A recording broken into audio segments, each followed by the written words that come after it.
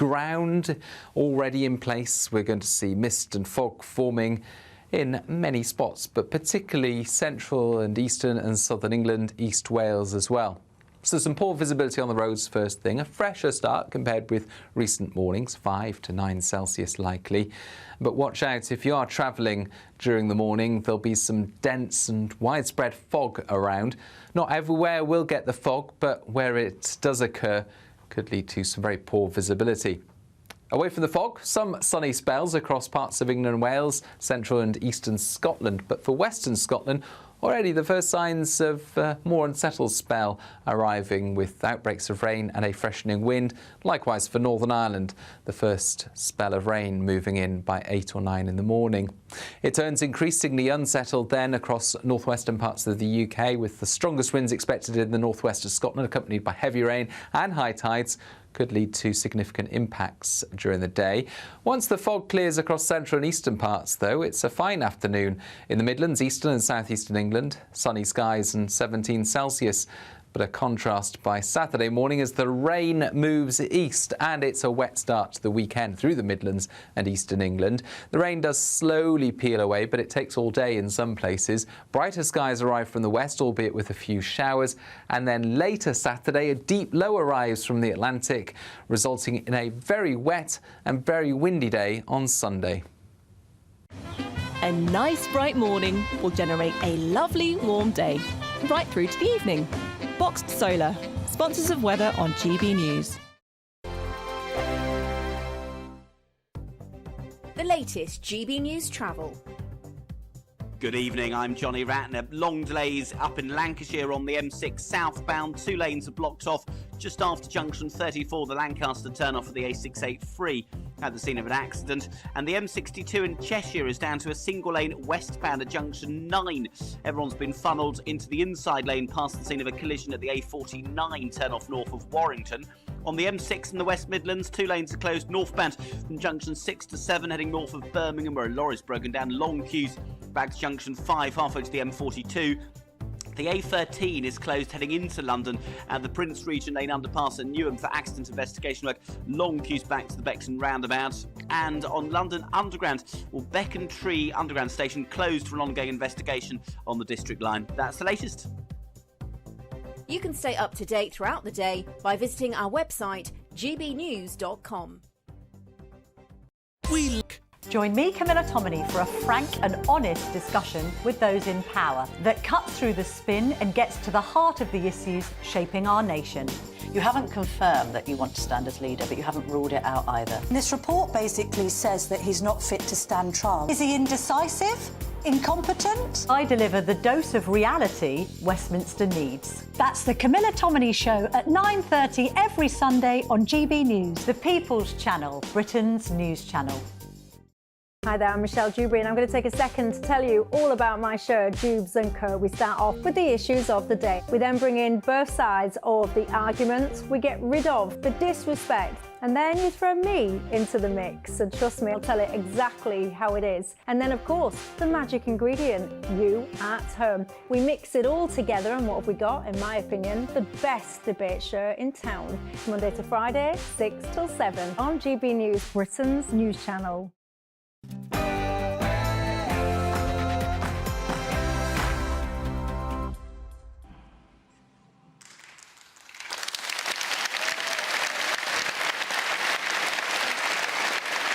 It's 7 p.m. This is GB News, Britain's news channel. Exclusively tonight, Robert Jenrick and Kemi Badenoch, the final 2 contenders in the race to lead the Conservative Party. This is decision time, the race to lead.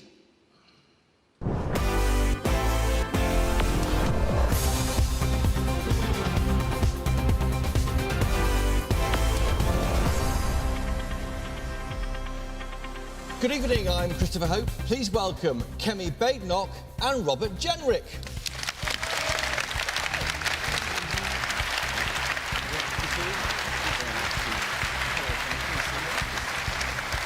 Welcome here.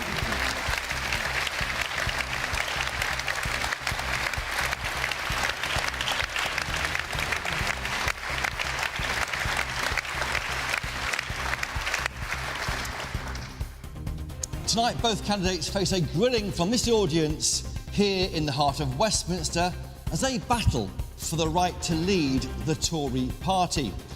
Tonight's audience is made up of Conservative Party members, the ones who will help decide the next leader in just 14 days' time. It's been 85 days, yes, 85 days since campaigning started, but now it's decision time. Some of you watching at home will have your pens hovering over the ballot paper right now. But this isn't just a matter for the Tory party. These two behind me want to be your next Prime Minister, and this is your first proper chance to size them up. Over the next 2 hours, these two politicians will be quizzed by the audience, and I'll be posing some of the questions that you have submitted from home. Of course, you can get involved and join the debate, as ever, by going to gbnews.com/yoursay, or by scanning the QR code that's on screen right now. We'll also have full reaction and analysis throughout the evening. At 9 o'clock, I'll be joined right here in the GB News studio with a live studio audience. There we go. And a stellar political cast, including Labour's Lucy Rigby, Reform UK Chairman Dear Youssef, former Conservative Minister Ranald Jaya-Wardner, and Lib Dem Shadow Cabinet Minister Christine Jardine. What happens tonight on GB News is going to shape the future of British politics. This is the aftersun to the political Love Island. Who will steal the hearts of the Tory members tonight? But more importantly, who will win the hearts of the nation?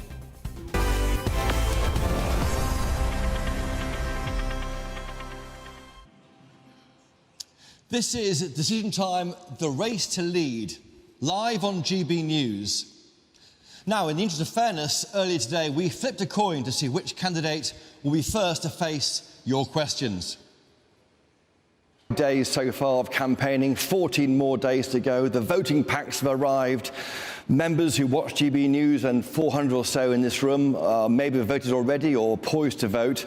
But tonight we've got a leadership event between Kemi Badenoch behind me and Robert Jenrick. And right now I'm going to toss a coin to find out who goes first. So if we can back up here. Kemi Badenoch, will you call, please? Heads. Heads. Tails it is. Kemi Badenoch. Do you want to go first or second, Robert? I'll go first, Chris. OK, and there we have it, Michelle. Robert Jenrick first, live at 7 p.m. here on GB News. So there we have it. Robert Jenrick will go first. Please take the floor, Mr. Jenrick. Thanks, Chris. Well, good evening, everyone. Like most of you, I've been a Conservative all my life, in the good times and the bad. I've always believed that this party is our country's best hope. So we've got to pick ourselves up and dust ourselves down. We've got to end the drama, end the excuses, and just deliver for our country by growing our economy, by fixing our NHS, by strengthening our armed forces.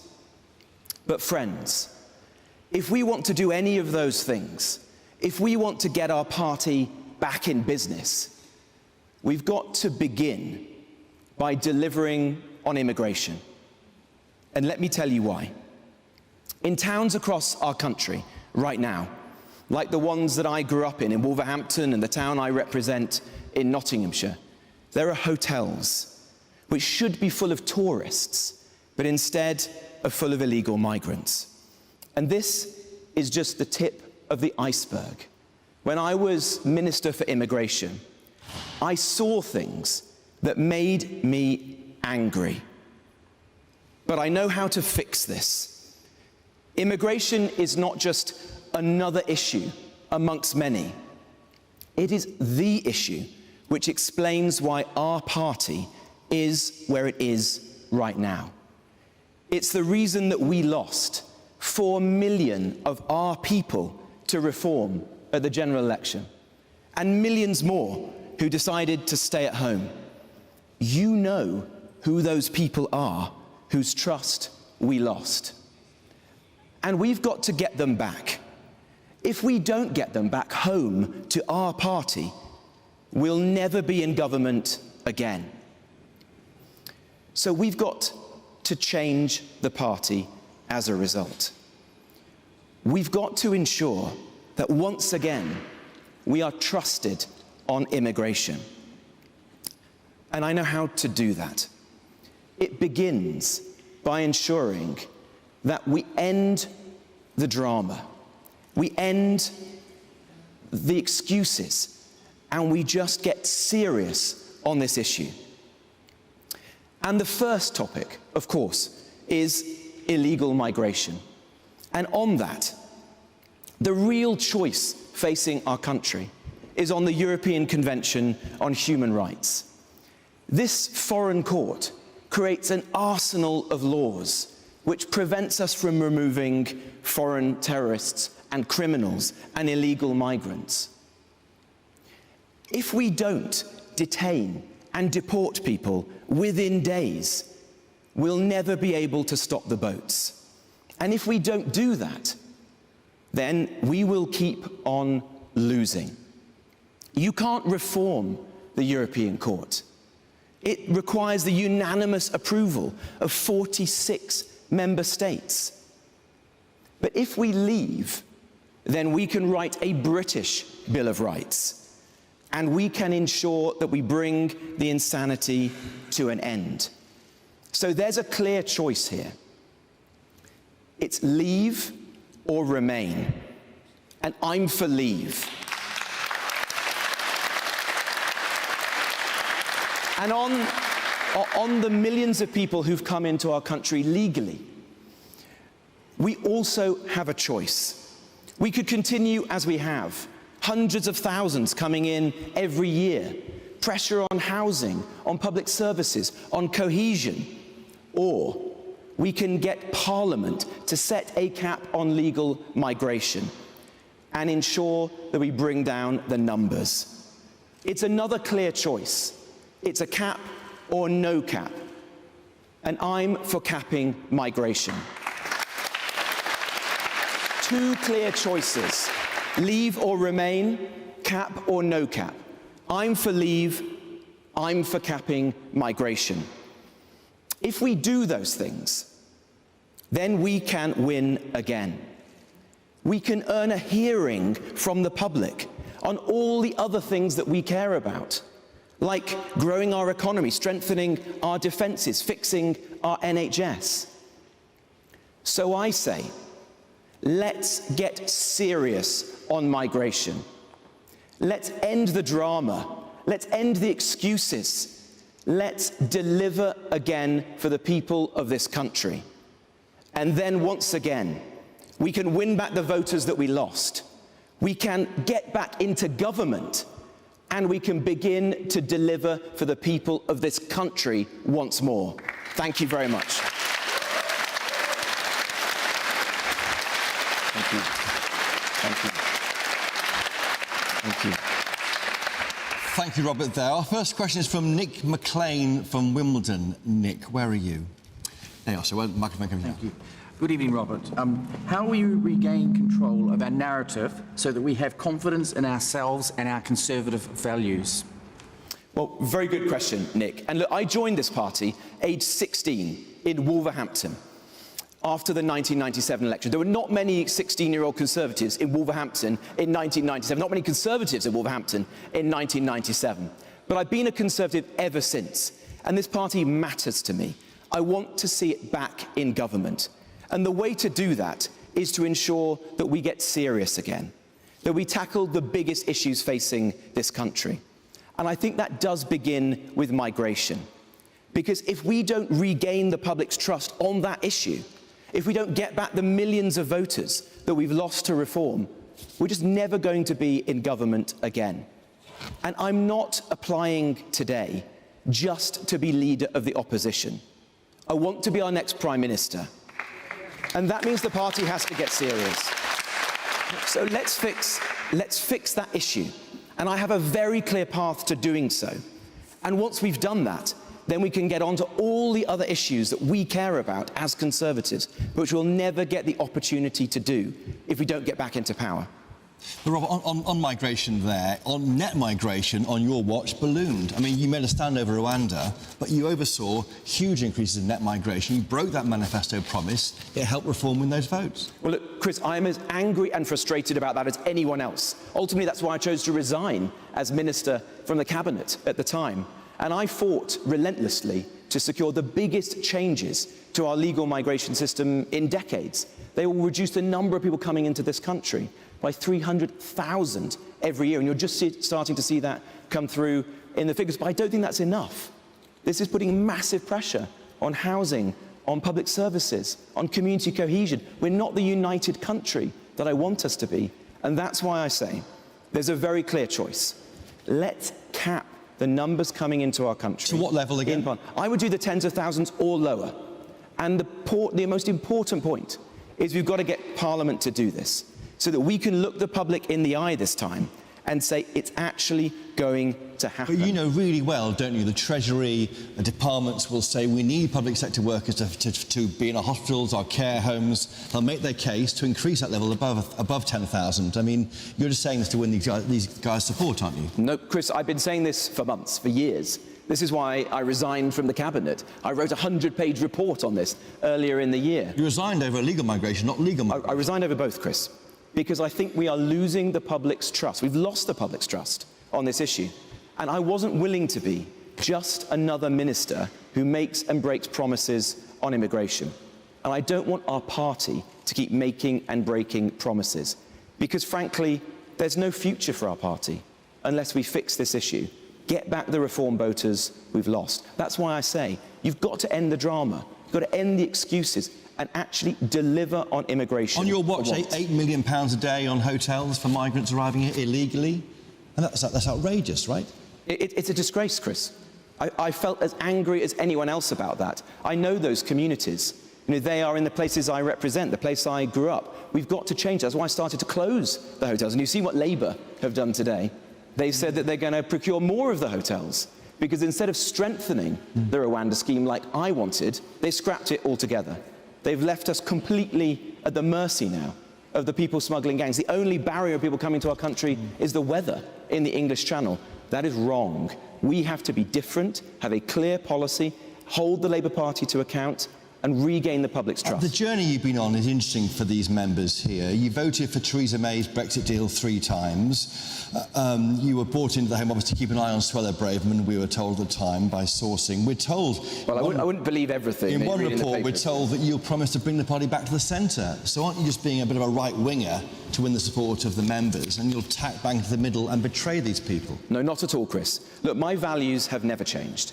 My values are rooted in the place I grew up, in Wolverhampton, in the upbringing I had from my parents. They're values of family, of small business, of self-reliance, of patriotism. Those are the values that drove me into politics and why I want to be leader of this party. I've been very clear of what I want to do, and it involves fundamentally changing this party so that we can win again. And I believe passionately that you will never win. We won't win as a party unless we get back the Conservative family again.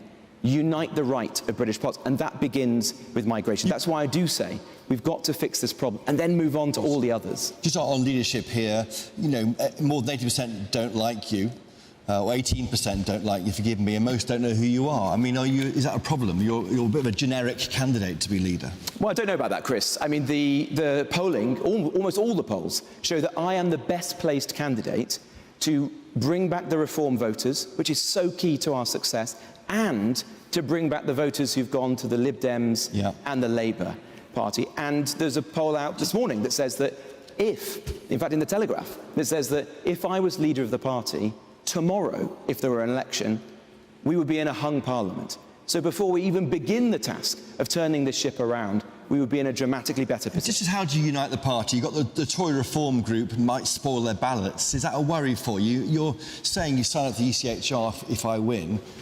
More than half the party may not do that. Lawyers can't do that, can they? Well, look, I've got friends across the party, and I believe that our party has to be a broad church. I want it to have all the traditions of our party. I have said that it has to be a broad church with a common creed. I think the party has to have a bit of religion. It's got to believe in something in a way it hasn't in recent years. But I want to unite the party. That is my nature. bring together all of the different people, end the factions and the disunity. That's why I say end the drama, end the squabbling. It's been a disgrace. It's let down all of you in this room. It's meant that good councillors have lost their seats. Good members of parliament, public servants have lost out. Okay. That can never happen again, Chris. Thank you, Robert Jenrick. Now, moving on to the next question on the economy from William Morgan. William, where's William? Here he is, sir. Just let the microphone come to you. Thank you. So China and the US have massively subsidised their industry and their economy to drive investment into the country. What is your vision to grow British business, then also drive investment back into this country and spread that wealth throughout the country so that we can lift people up back into prosperity? Thank you. Well, a really good question. And look, my background is in business. I'm not a politician. I began as a businessman. And I grew up in a small business family. My dad left school at 16. He was an apprentice. He started a small business out of his white van. I used to help him in his shop. I know what it takes to grow businesses and to support our economy. And we've got to get better at that as a party, because we've lived through a period of low economic growth, and that's got to change. So I want to ensure that we have a proper plan to grow our economy, get us firing on all cylinders again. And mine is this. I think we've got to ensure that we help people off welfare and into work, so we have the workforce of the future, not just relying on the easy lever of foreign labour. I want to ensure that we have cheap and reliable energy by building new nuclear power stations and saying that gas is here to stay, so businesses can be competitive again, like the ones that you referred to, who are competing on the international stage. I think we've got to get building again, so it's easier for people to build factories and data centres and offices so that businesses can succeed. And I also think that taxes are too high. We said that we were going to have a strong economy, but in fact growth was too low and taxes got too high. I've said recently that if only we took our welfare bill back to the point that it was before COVID, something that's eminently possible, we could cut 2p off income tax. So it is possible to have a smaller state and a more competitive economy. But Robert Jenrick, it's still too much, isn't it, the welfare bill? I mean, the Tories introduced 3,500 pieces of red tape in 2010, 2019, on your watch. I mean, you're discussing it as though it's your record. Well, I agree, Chris. I mean, I think actually we did have a good record on welfare. Look at what Ian Duncan-Smith did in the early days of the coalition government. I think this was one of the great reforms. We got rid of the sick note culture that Gordon Brown left us. We made work pay. But you're right to say that after the pandemic, the numbers of people claiming out of work benefit have increased very significantly. And it doesn't make sense. We're not 3 times sicker as a country than we were before the pandemic. So we've got to get back to that. And I've set out ways in which we can do that. Got one quick question from Jamila Robertson from Chelsea and Fulham about an area you'll know very well. Jamila, where are you, Jamila? There we are. Thank you, man. Wait for the microphone. Here it comes. There we go. Hi, Rob. What radical steps can we take to improve the prospect of home ownership? Well, thank you, Jamila. And this is a question which I have given a lot of thought to in recent years. You know, as Housing Secretary, I worked very hard to increase the number of new homes being built in this country. In fact, I got them up to the highest level since the 1980s when Maggie Thatcher was Prime Minister. But we've got to go further than that, because there are too few homes and too many young people are trapped in their childhood bedrooms, waiting to get on in life, waiting for their lives to begin. And that's not right. We're the party of Harriet Macmillan, Margaret Thatcher. I'm not going to allow Angela Rayner to claim the mantle of home ownership of us, our party. So we've got to be better. I think we should be building homes in our big cities. I've said let's densify and regenerate our big cities, like the ones I know in the Midlands, like Birmingham and Nottingham and Derby. Here in London, do it in inner East London on big brownfield sites. We can do that. And that will be good for the economy, good for young people, and it will also be good for our party, because our party faces an existential challenge. The average age in which you were a Tory at this election was 63. It was up from 39 at the prior election. We've got to get better than that, haven't we? We've got to get a new generation of young people to believe in us, to support us, to want to vote for us. And that is one of the main reasons why I'm standing to be leader of the party.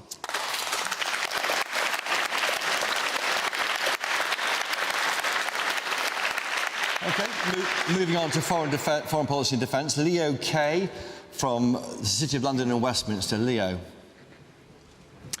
Hi there, Rob. What measures would you take to strengthen deterrence against China, Russia and Iran?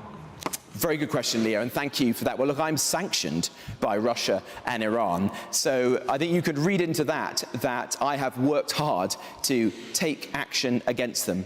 Look, I think we live in an age of great danger in the world. There are rising authoritarian powers that are threatening the West, our way of life, and we've got to step up. It begins by spending more on our armed forces. I want to get to 3% of GDP on defence. And because I'm a fiscal conservative, the easiest thing in the world would be to say to you today, let's spend more money on the armed forces, without saying, how are we going to get this money? I don't want taxes to rise. I don't want the state to get bigger. So I've said, let's take that money from our international aid budget and let's spend it on our armed forces. That is the best way. Thank you. That is the best way for government to do what it's meant to do. Keep the British people safe. And that's what I'll always do if I lead this party. But Robert, you oversaw a third decline in troops under your time in office as a government. Were you happy with that? Were you arguing against that in government? Yes, I did. Look, I think it was a mistake. Our armed forces are depleted. Our navy is depleted. We don't have the personnel to even take some of our ships out to sea at the moment. Our nuclear deterrent is in a mess. We've got to be better than this. That's why I say, let's invest more in our armed forces. Let's get up to at least 3%. You know, in the Cold War, in the 1980s, we were spending at least 4% of GDP. The key thing is to get that money, but also to grow the economy. Because at the end of the day, it's only if we have a strong economy, if we have a proper plan to grow the economy, that we can do this. And that's why I have those policies. Thank you. I've got a quick question here from Ethan to you. I'm going to read it out for time reasons, Ethan. How would you defend our nation's sovereignty over our remaining overseas territories about the Chagos Islands? Yeah, well, look, I think what's just happened is an absolute disgrace. David Lammy and Keir Starmer have just handed sovereign British territory with a critical military base on it to a close ally of China. And why? So that David Lammy can feel better when he goes to a dinner party in North London. In whose interests does he think he serves? Those of the global diplomatic elite or those of the British people and our national security interests? Started the negotiations. Well, we shouldn't have done that, Chris. We shouldn't have done that. You don't start a negotiation you don't want to finish. Where were you on this? Were you saying stop negotiations now? I didn't hear you. Well, I was in government at the time, but actually I did go and see ministers, Chris, and speak to them on this. Look, you can be assured that if I was leader of this party, if I was lucky to be Prime Minister of this country, I would not sell out our overseas territories. I care about them. I've been to Gibraltar, the Falkland Islands. They would be safe in my hands. Okay.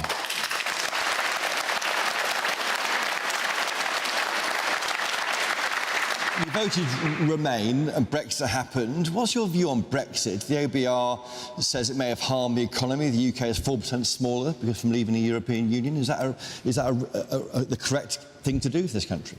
Look, I think there are fantastic opportunities for this country that flow from Brexit. I don't think we have seized all of them right now. As a minister, I tried to do that. I started free ports when I was in the Treasury. At the Home Office, I sought to use the levers of legal migration that we finally had, now that we'd ended freedom of movement, and actually build a better immigration system, undoing some of the mistakes, frankly, that were made immediately after Brexit, that managed to create an immigration system even more liberal than we had in the EU. But I think there's a long way to go. It's an unfinished revolution. What I want to see is use the powers to control and reduce immigration. That's what I've been arguing. And also use the powers to make our country more competitive, so that the industries of the future, like AI, technology, financial services, can have the most nimble and competitive regulatory regime of any comparable country in the world. That's what we should be doing as Conservatives. It's the opposite, frankly, what Keir Starmer is going to do. We know that he's going off to Europe. He wants more alignment with the EU. I think that's wrong. That is not going to drive our economy forwards in the future. Okay. Move on to how you might be, when you're leader of the opposition, how you might beat Labour, if you can do that. Noah Cohen from Greenwich and Woolwich. Noah. There we are. As you mentioned, the crossover age, the age at which people are more likely to vote Conservative than Labour, rose from 34 in 2015 to 63 at the last election. What's your plan to win back working-age people? Yeah, well, thanks, Noah. Look, I think it's incredibly important. We need more people like you, frankly, in the party. And we need more young people supporting us. There's even a terrifying statistic that 1 in 6 of our voters won't be alive at the next election. People look around nervously at that point. I've said that at a few meetings and I've started to lose the audience at that point. But on a serious note, we've got to do more, haven't we? Of course, we've got to communicate better. I think it will be good if we look fresher and younger and more energetic as a party. But young people are not fools. We've got to give them a compelling vision as to why it's in their interests to be Conservatives. And I think that means that when we cut taxes, let's do it for working age people like you. When we deregulate, as I did as a minister, let's do it for the types of things that young people care about, like making childcare less expensive when you're starting out trying to create a family. And yes, it does go back to home ownership and housing. We've got to build more homes. Let's build them beautifully. Let's make sure there's transport links around them. Let's build them primarily in our big cities, the opposite of what Labour are doing right now, frankly, where they're slashing the housing targets in London and hiking them in other parts of the country. But we've got to be the party of home ownership once again. That, I think, is how we get people like you, Noah, your friends, your generation, back into our party. Noah, can I ask you what you thought of that answer? Have you been convinced by his commitment to the youth vote? I think that he has been reading the Next Gen Tories manifesto. Very pleased by those answers. That's a campaign group, is it? Yes. So home ownership, the cost of starting a family, and taxes on work are all really core issues to the young Conservatives that we've spoken to. OK, thank you, Noah. Very good. OK, moving on to law and order. Just put on my cards here. Well, one quick one here, though, from Rory White-Andrews, who can't be here. How will you win back voters from Reform and the Lib Dems? That's a big challenge for you as leader. It is, but I don't think that our country is quite as divided as some people say. I don't think this leadership election is just about left or right. What I'm interested in is the common ground of British politics. Those are the issues that most people in our country care about. And that's why, throughout this contest, I've spoken about the NHS, immigration, and our economy. I think if we have serious policies on each of those, we'll win people back. Whether they voted Labour, Lib Dem, Reform, the Green Party, we'll get them back into our fold. But you also need to instill this party, once again, with professionalism and competence. That's why I say you've got to end the drama. You've got to end the excuses and just focus on delivering for the British people. That's what we need to do if we want to get back into power.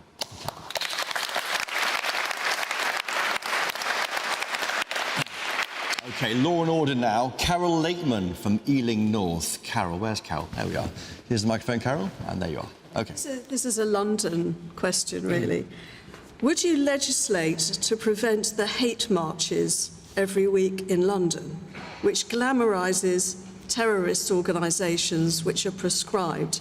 The police seem to not be, there's this sort of two-tier police situation where they don't seem to be stopping them at all, and intimidate the Jewish community.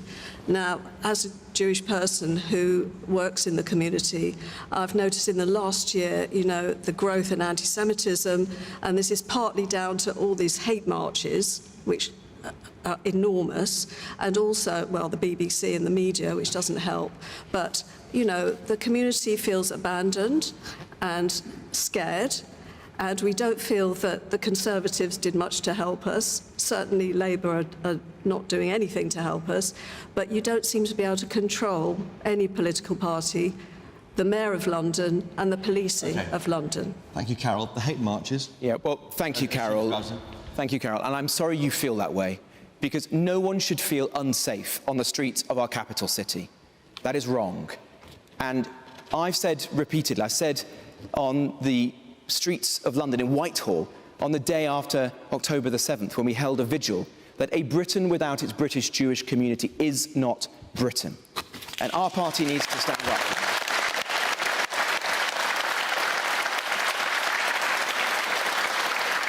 Of course, I believe in freedom of speech and the right to protest. But what we have seen on our street is wrong. There were people valorising Hamas and Hezbollah. There were people broadcasting a genocidal chant onto Big Ben. There were people valorising the Houthis firing rockets at British-flagged vessels out at sea. The police have to enforce our existing laws without fear or favour. They must never allow a worry about community relations to stop fighting extremism and tackling those people who support and valorise terrorism on the streets of London or any other city in our country.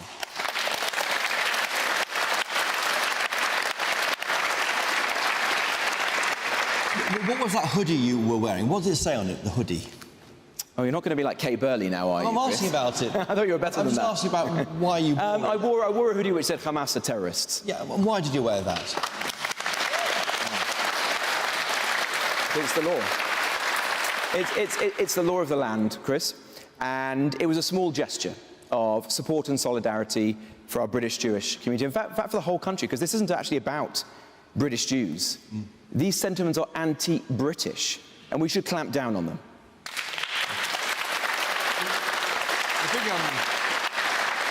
You mentioned there criminals. A big issue for many people is the release of around 2,000 dangerous criminals next week, October 22nd. Labour say it's your fault for not building enough prisons. It's hard to argue with them. You left the prisons at full capacity when you left power. What would you do if you were in power? Would you release nearly 2,000 dangerous individuals next week? No, I wouldn't.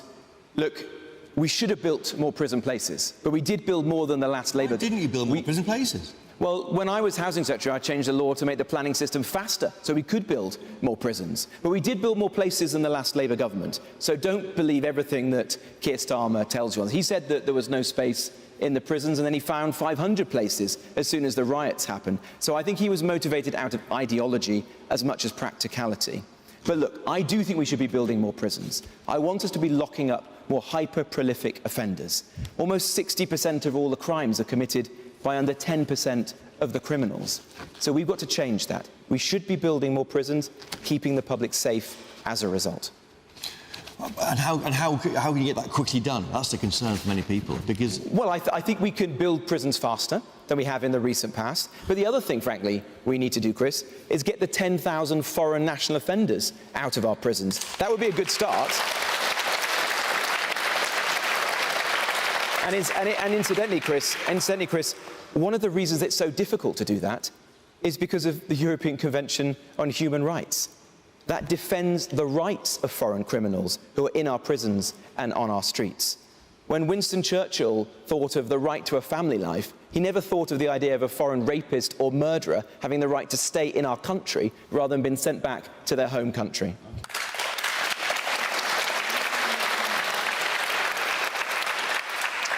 On that point, Dr. Noshaber from Hendon. Dr. Noshaber, where are you, sir?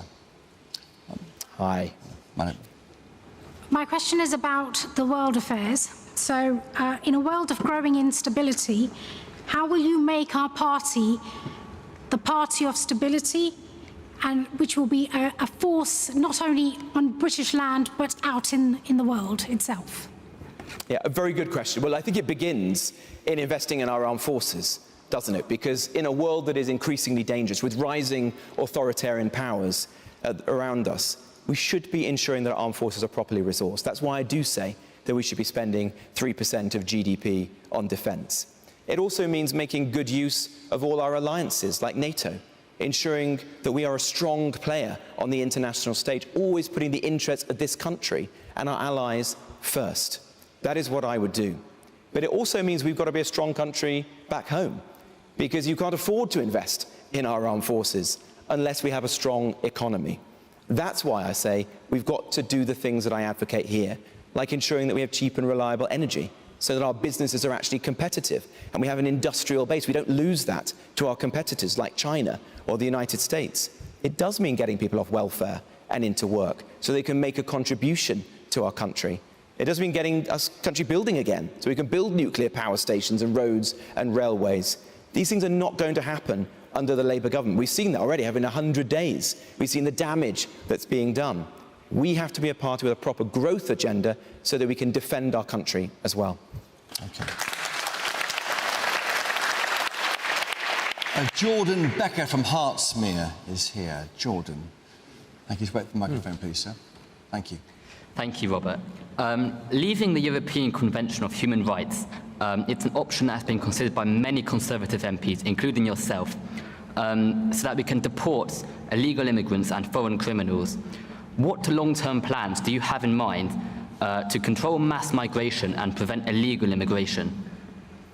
Very, very good question. Well, look, I have a very clear path, and it rests on two central choices. To put a cap set by Parliament on the number of people who can come here legally. I think that's the only way we'll do this, the only way we can tell the public that we're actually serious this time. And on illegal migration, it means detaining and deporting people within days, not months or years. End the merry-go-round of legal claims. And the only way you can do that is by leaving the European Convention on Human Rights. And why does that matter? Thank you. Let me just give you an example as to why that matters. Just a couple of weeks ago, a British court found that a Ugandan man who had clubbed somebody to death in the back of an ambulance couldn't be deported back home to Uganda because under the ECHR, Uganda couldn't guarantee his mental health. On the other countries... That is ridiculous, but it's also shameful. I'm not prepared to allow that to happen ever again.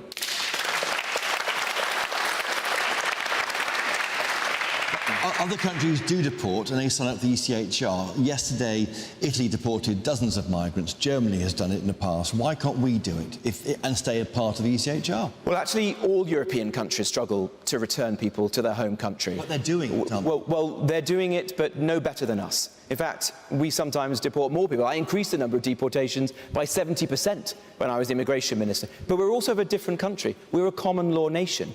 And so if the court in Strasbourg has a judgment, that we have copycat cases in our courts, which then have to be upheld. So it doesn't work for our system. Okay. We'll never fix this problem unless we leave the European Convention on Human Rights. And the point I made earlier, Chris, for us as a party, is that if we don't fix migration, we're never going to get back into power. So all the other things that we've spoken about this evening, like the NHS, like defence, like getting young people onto the housing ladder, it's not going to happen, Chris. Because unless we get those millions of people back who voted reform, we are going to be in opposition for years and years. And I don't want to just be at the dispatch box screaming at Keir Starmer. I want to beat Keir Starmer. I want to get us back into government.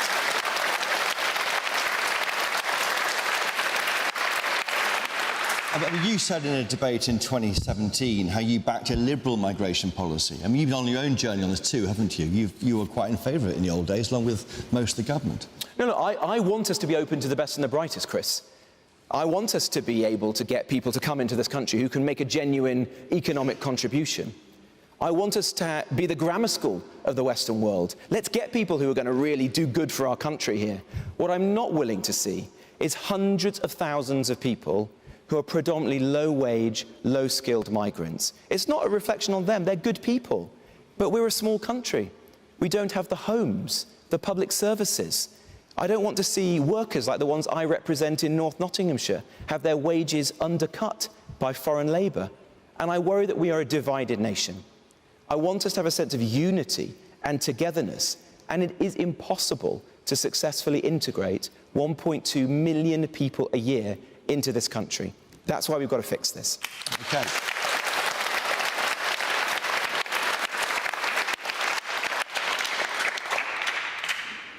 Well, our live audience here have had their chance to grill Robert Jenrick, and next it's your turn at home. Robert Jenrick will take part in a quick-fire round of questions posed by me. We're also going to go live to Patrick Christis in the GB News reaction room. This is Decision Time, the race to lead, only on GB News.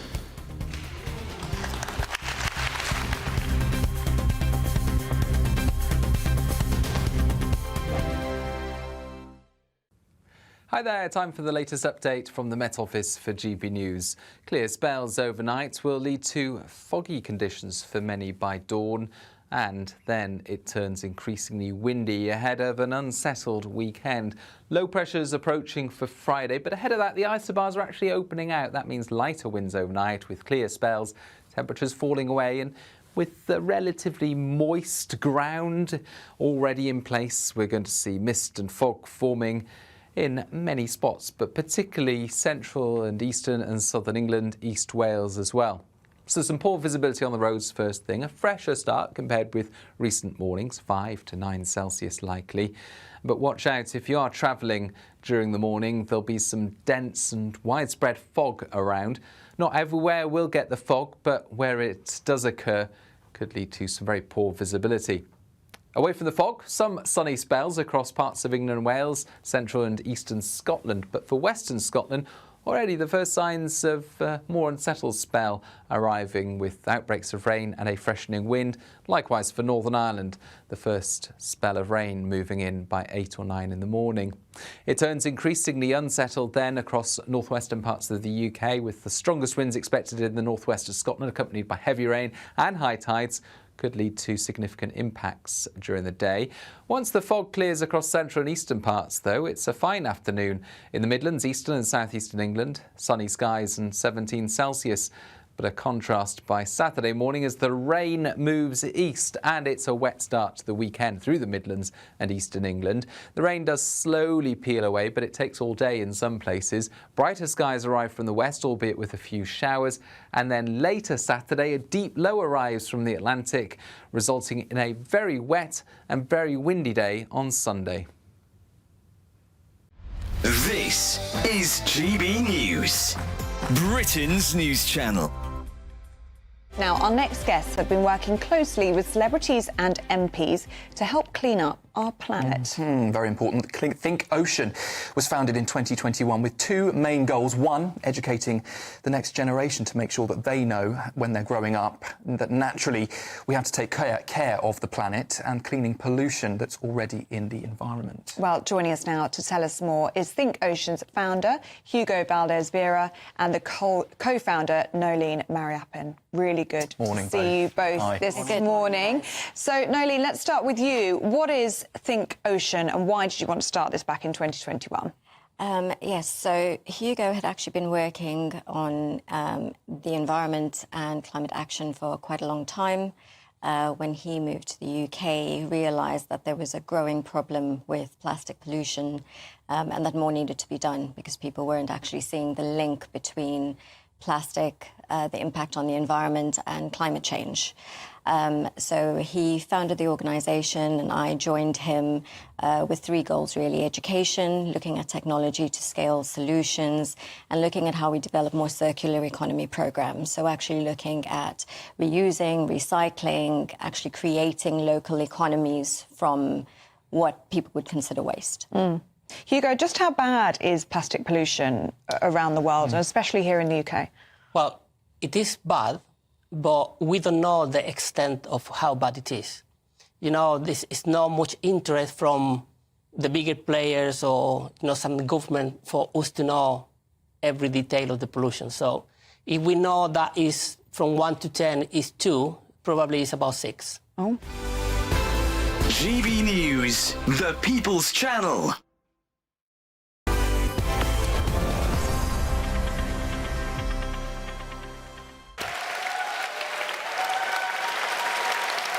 Welcome back to Decision Time, the race to lead only on GB News. Now, as you can see, Robert Jenrick is still with me. Let's get straight to some quickfire questions from GB News viewers and listeners. The first question is from my colleague Emily Carver. She's a presenter at GB News. Yep. What is your opponent's biggest weakness?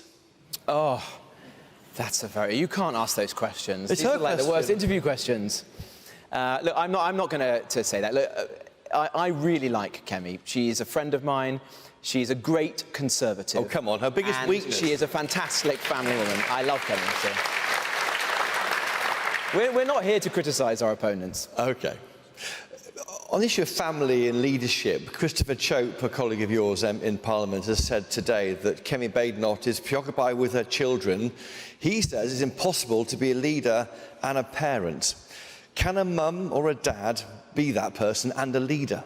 Well, I hope so. I've got 3 kids myself. So I think he was wrong. He was definitely wrong. But Kemi and I both have 3 children. She's a great mum. I'd like to think I'm a good dad. We'll both be able to balance this, whoever leads our party forward.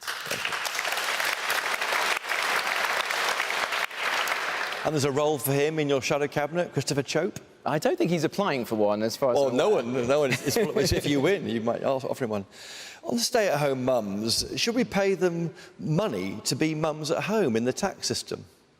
Well, Reward them for doing a good I would job. be open to the idea of the tax system reflecting and rewarding marriage. This is a debate we've had many times over the years as a party. There's no easy way to do that, because none of us get married for the tax system, do we? We get married because we love our partners and we believe in marriage and family as the foundation of everything. That's what I believe.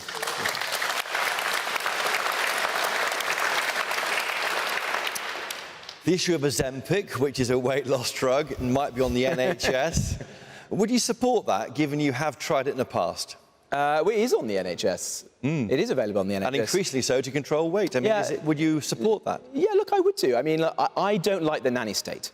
So I vote against smoking bans. I'm not going to tell anyone how to live their life. But if you want to do that, then by all means do it. Look, I ended up losing weight mainly by going running, as you know, on Park Run. Yes. And by eating less food. Who would have thought? But if others want to do Ozempic or weight loss drugs, then good for them. And the taxpayer should pay for that? Shouldn't people not eat as much food? Consume less? Isn't that what a Tory would say? Well, look, I'm not going to tell people how to live their lives. I don't want to do what Wes Streeting is doing, which is banning things. What I want to do is to make sure that people have access to the best drugs and technologies in the world. That's my vision. But make their own choices and save us all money at the same time is an also some of those drugs mean that people do save the NHS a lot of money because they become healthier, don't they? Yeah. And they don't get all the chronic illnesses later in life. So I'm open to that. I think it's good. Easy one. Have you ever taken drugs at university or anywhere in your life? I haven't actually, Chris, no. Never taken drugs? Any drugs? Well, not illegal drugs, no. Not illegal drugs. You've mentioned vaping, but how about smoking in pub gardens? Vaping in gardens too? How about that? Against that? Look, I'm not against it. Look, what a ludicrous thing to do, to go and ban smoking in pub gardens. This government waited 14 years in opposition to have the opportunity to serve this country, and that is their priority. Really? Where is the vision for this country? Where is the boldness? This is a government that is so new and so stale. I think that is a stupid priority.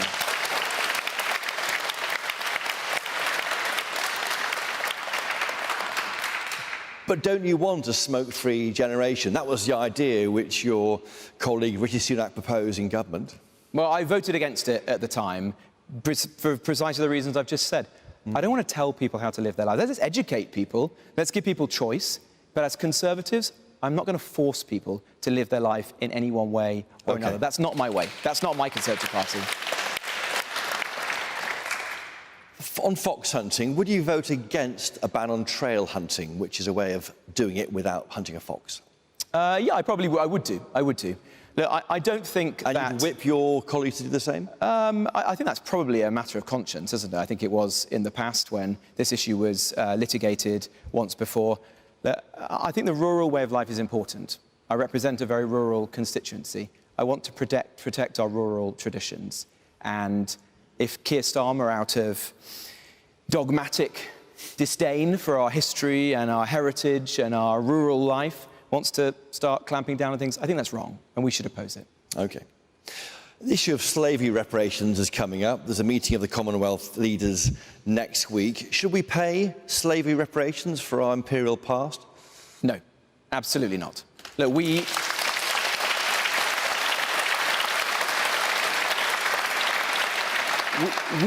abolished slavery 200 years ago. British sailors died on the high seas defending that principle and trying to encourage and enforce other countries to do the same. I'd like to back Penny Mordaunt's idea to have a memorial to those brave sailors who helped to ensure the emancipation of slaves elsewhere in the world. That would be a better and more British thing for us to do than a pointless waste of taxpayers' money. You mentioned Penny Mordaunt there. Is she backing you?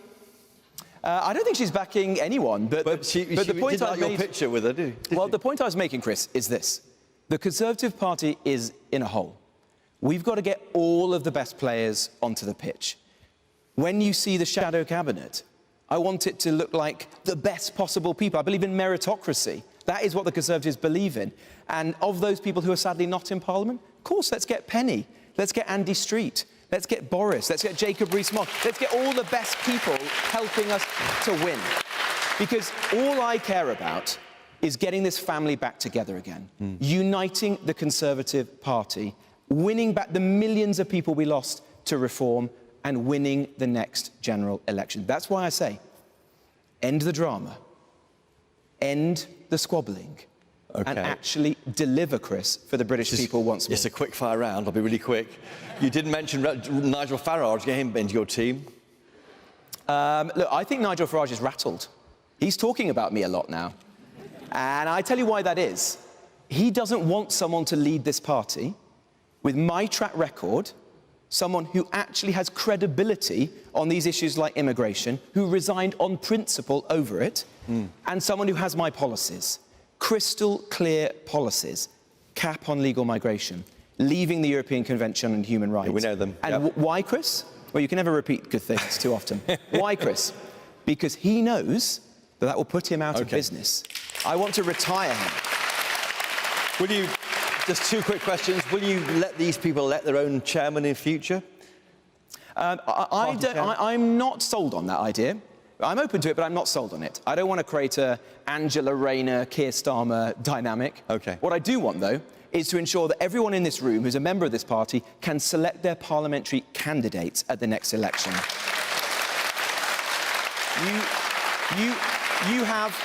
You have my solemn vow that if I was leader of this party, never again would the favoured sons and daughters of the leader of the day be parachuted in to your constituencies on a short list of one. That was a disgrace, and it would never happen in my Conservative Party. OK. And just very finally, who's your favourite Prime Minister in the past 14 years? I'm a father of 3 daughters. I know you don't pick favourites.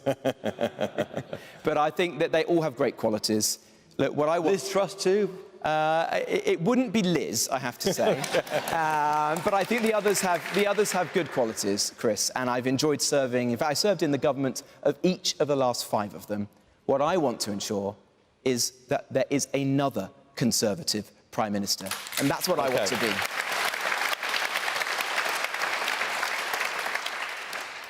Well, Robert Jenrick, thank you for your time today. That's his pitch to Conservative Party members, both in the room here and also watching GB News and listening to GB News now across the country. Let's cross live to my pal Patrick Christis, who has a stellar political panel and a live studio audience in the GB News reaction room for all the analysis. Patrick, what's going on where you are? Well, yes, let me just reintroduce my wonderful studio audience. Hello, everybody.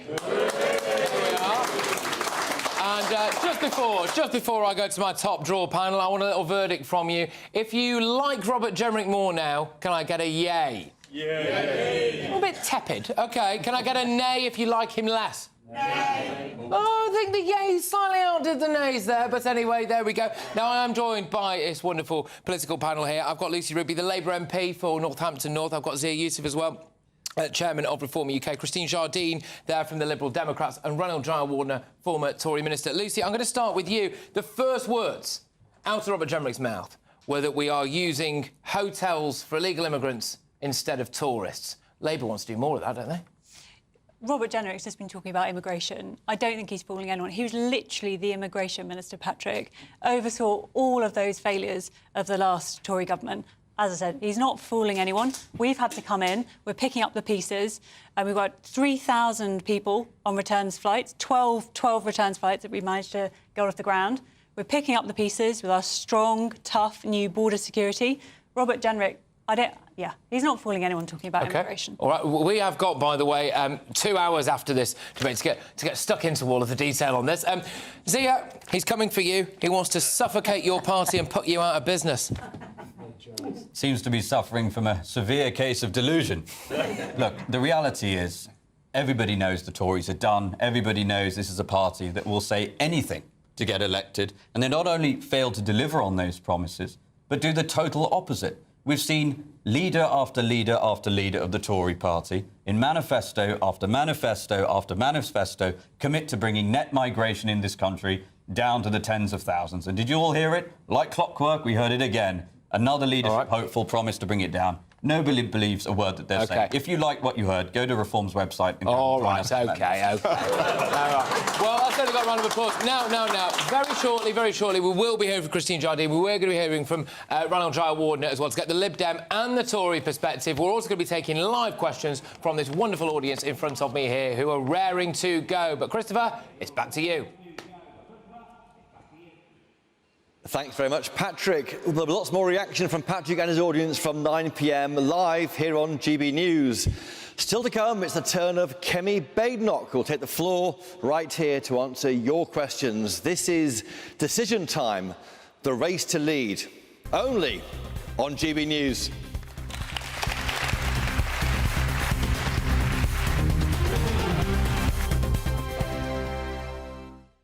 There's only two.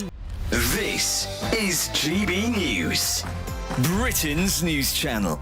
3 incredible young people from Essex are planning to become the youngest people ever to row, not sail, row, across the Atlantic Ocean. It's about for 3,000 miles. It is. Give or take. Almost exactly that, Sam. The 3 flying fish, so-called, consists of Anna, Dunk, Harry, Alan and Rowan Daly, who are preparing to row that 3,000 miles across the Atlantic. It would be the second largest ocean in the world.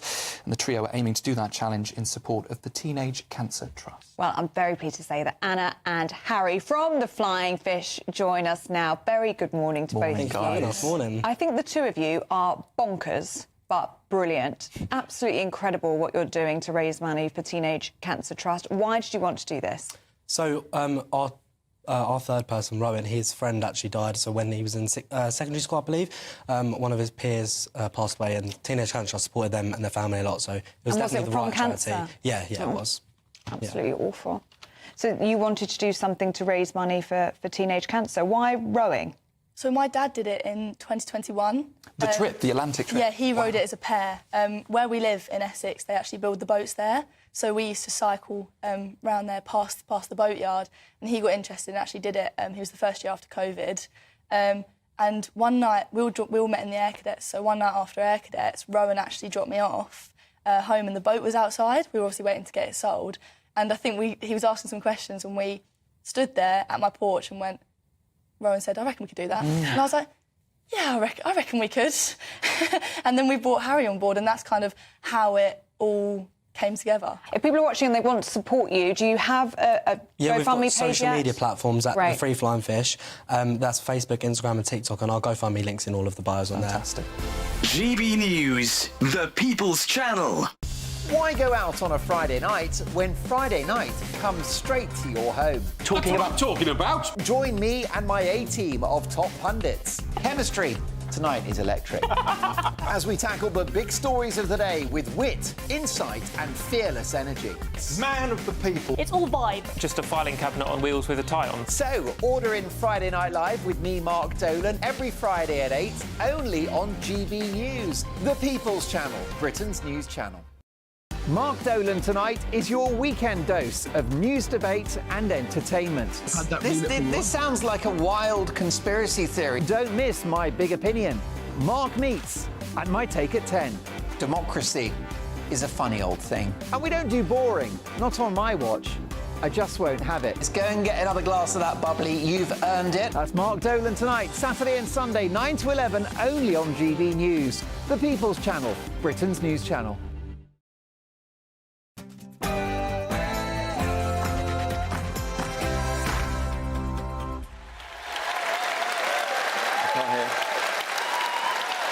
It's 8 p.m. This is GB News, Britain's news channel. Exclusively tonight, Robert Jenrick and Kemi Badenoch, the final 2 contenders in the race to lead the Conservative Party. We just heard from Robert Jenrick as he made his pitch to Conservative Party members here in the room and at home. And next up, it's Kemi Badenoch. She'll face questions from our live studio audience here in Westminster. This is Decision Time, the race to lead.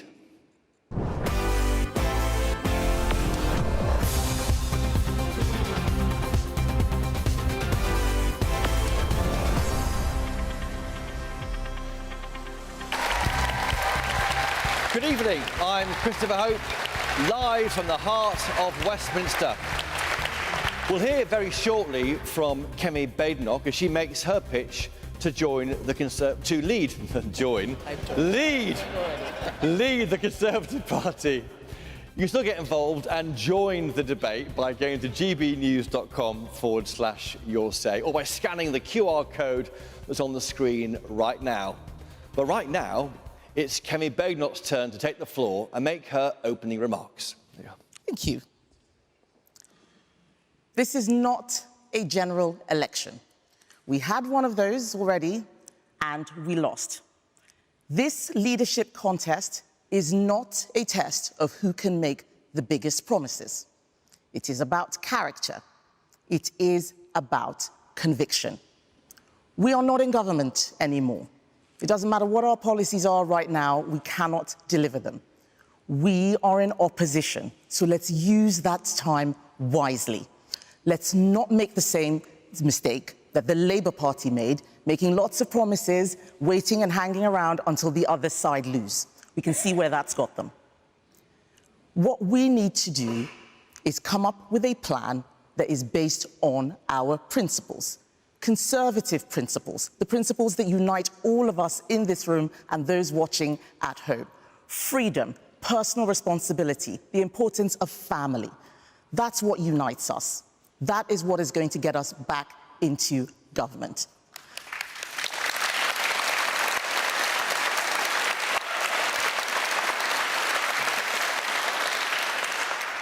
There is no point having policies without trust. We need to pick a leader who can earn back the trust of the British people. We need to pick a leader in this contest who can save the Conservative Party. My message is not just for all of us here. It is not just for party members. It is also for those of you watching at home, those of you who wanted to vote Conservative but felt that you couldn't. I need your support too. I need your support because the system is broken. I need your support because we need to renew our party so that we can renew our country.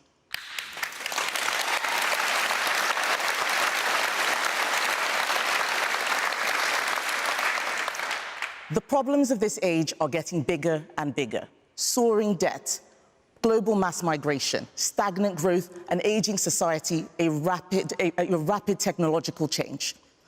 This broken system needs renewal. It needs people who can deliver that, and that requires a leader who has consistently demonstrated conviction and a track record of delivery that you can trust.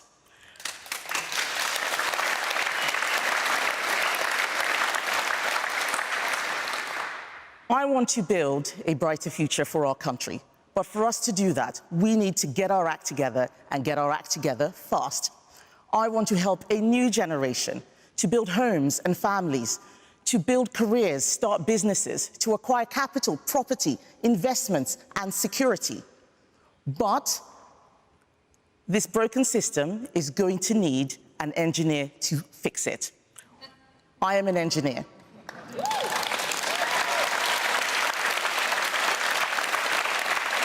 But I cannot fix it without your help. That is why I am asking for your support today. Together we can do this. Together we can fix the system that is broken. Together we can renew. Thank you.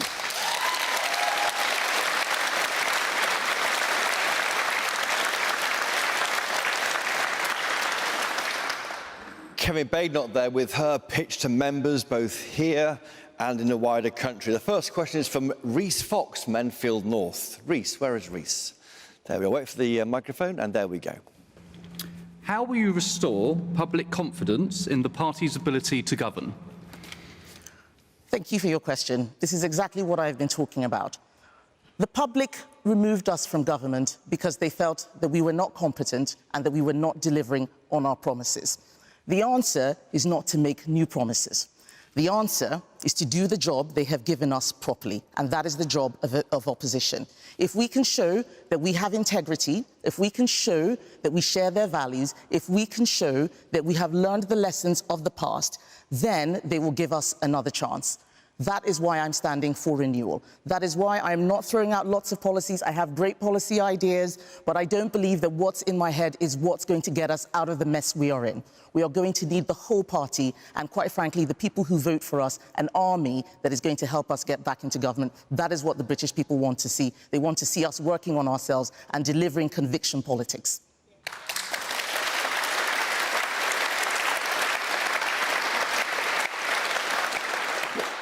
Isn't that part of the problem, Kemi Badenoch? Because you don't want to produce the policies which your colleague Robert Jenrick has done. You're offering principles, ideas, themes.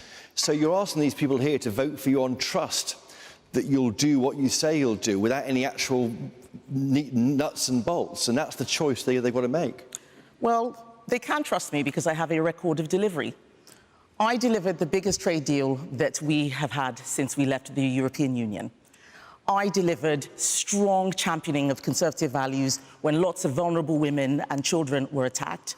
I am somebody who you know delivers. I am somebody who you know has a track record, so you can trust me. But the policies will come. But what we can't do now, after we've had a whole few years of infighting and squabbling, is just bring out a batch of new policies. We have to get everybody together. We have to make sure that not just the MPs, but also party members have a stake and believe in the offer which we are giving. I am not here to impose just what's in my head on everyone in the party. That is not what it needs. That is not how we unite the party. I know so many of you are tired and sick of the infighting and the squabbling. It happens when we don't get a consensus before we start proposing things to the public. I want us to build a consensus first. So I'm asking you to trust me because of how I worked. All of the ministers who worked with me in my department are supporting me. Don't believe all the things that other camps say. I am somebody who works well in a team, and I want to build a big team for the future.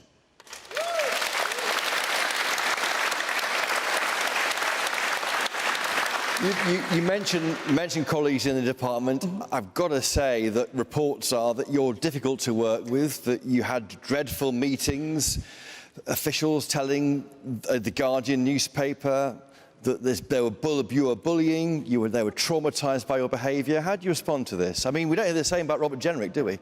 Well, I don't know how many of you believe what you read in The Guardian, but if you do, then you wouldn't be here on GB. No, but answer the More seriously, I am somebody who defends other people from bullies. The people who are causing the problems are the ones that I got out of the department. Of course, they've run to The Guardian to tell lies about me, but I know that I did what was right. I know that I delivered. There were never any issues in my department. I delivered. When we had difficult issues, like the post office scandal, for example, people knew that we'd already been working on it.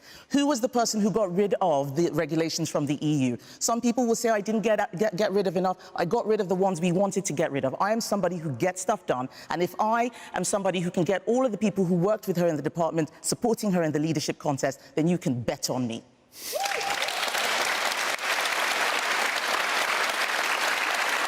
I mean, what is Kemi Badenoch? Are you someone who would pick a fight with your reflection in a lift?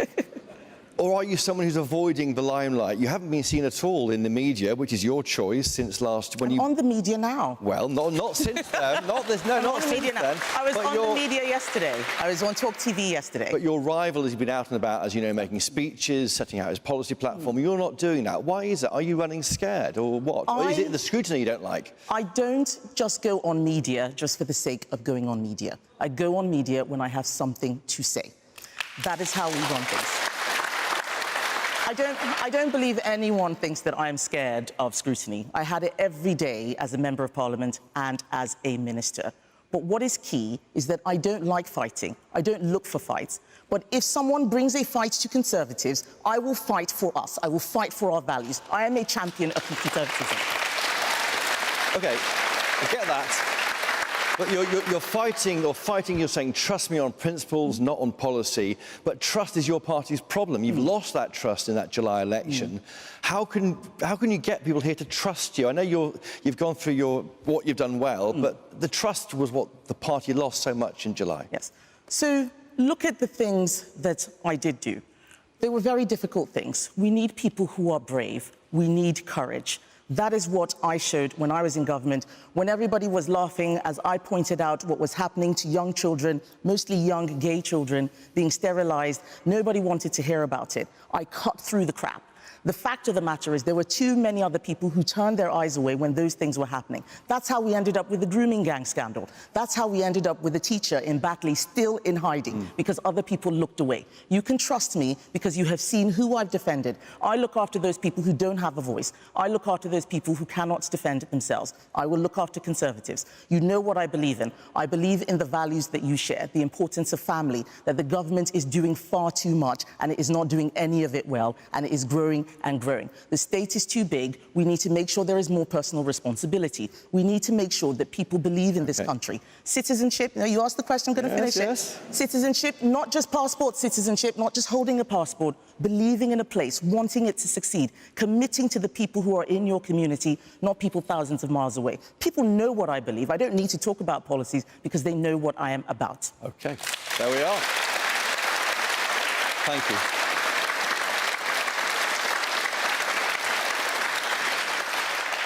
Moving on to the economy, Kemi Badenoch.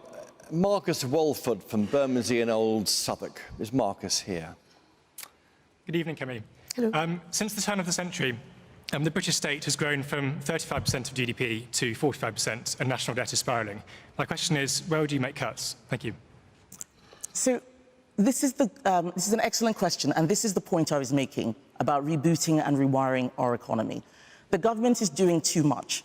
We are spending more, but we are getting less from public services. So what we need to do is not cut public services. We need to change our priorities. I think that we're going to need to have to spend a lot more on defence, for example. We used to spend 4% in the 80s during the Cold War. The world is becoming more dangerous. There is an axis of authoritarian states that is collaborating against the West. We need to get ready. But we cannot...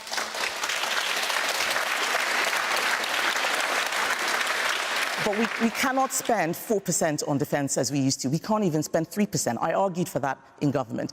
That is because we are spending a lot of money in other areas like welfare. There are 5 million more people on out-of-work benefits than just before the pandemic. We need to get people back to work. It's not just about cuts. It is about growing our economy. It is about making people productive again. It is about getting people out of unproductive jobs, and there are many, and into the jobs that are creating wealth for all of us.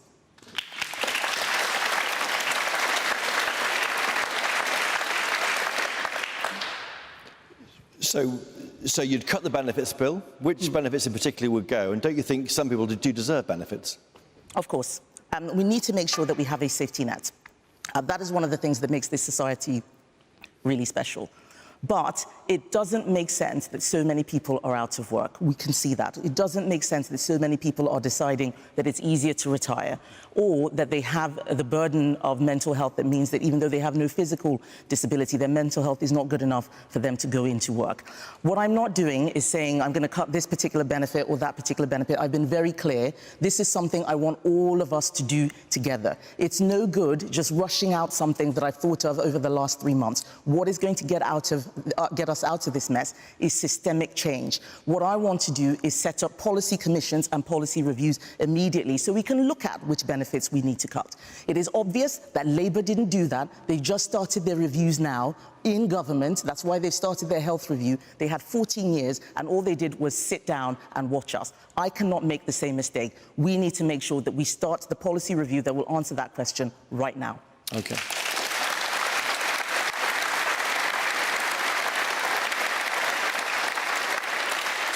Question off from David Ziong from Early and Woodley. Is David Ziong? David, say it. There you are. Good evening, Kemi.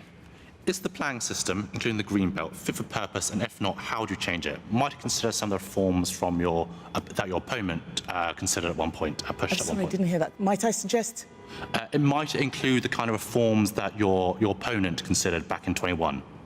Right. So the planning system is a mess. This is one of the areas that needs reform. When I was the shadow local government minister, one of the things I saw was that planning departments in councils are nowhere near as scaled up as they need to be in order to challenge many of the silks who are using the legal system more effectively. We don't pay our planning officers enough, so they can't do the job that many local councils want them to do. So that's one of the things that I would want us to sort out. Let's get the resourcing into local councils. Local council funding has dropped. We need to get it increased. Local councils deliver many of the best services that improve people's quality of life, not just housing, education, parks, taking the bins out, and so on. But there are other issues with the planning system. We have an issue, for instance, in getting grid connections through. Very slow. We have too much regulation.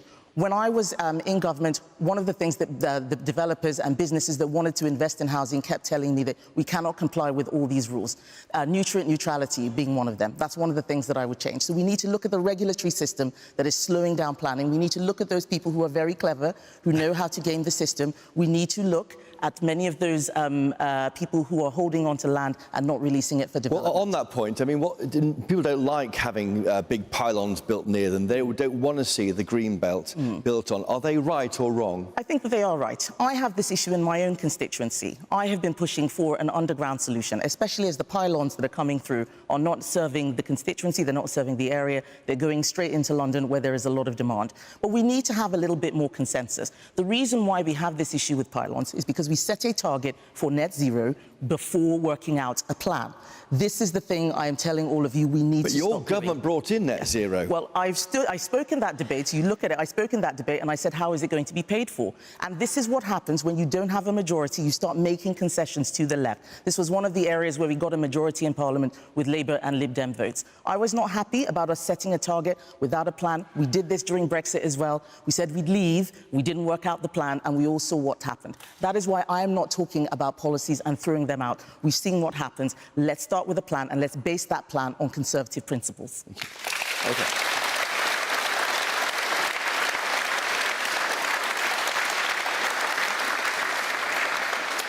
On to foreign policy. Okay. Brexit. Susanna Sodder from Battersea is here. Susanna, just wait for the microphone to come over to you. And there we are. Has Brexit been a success?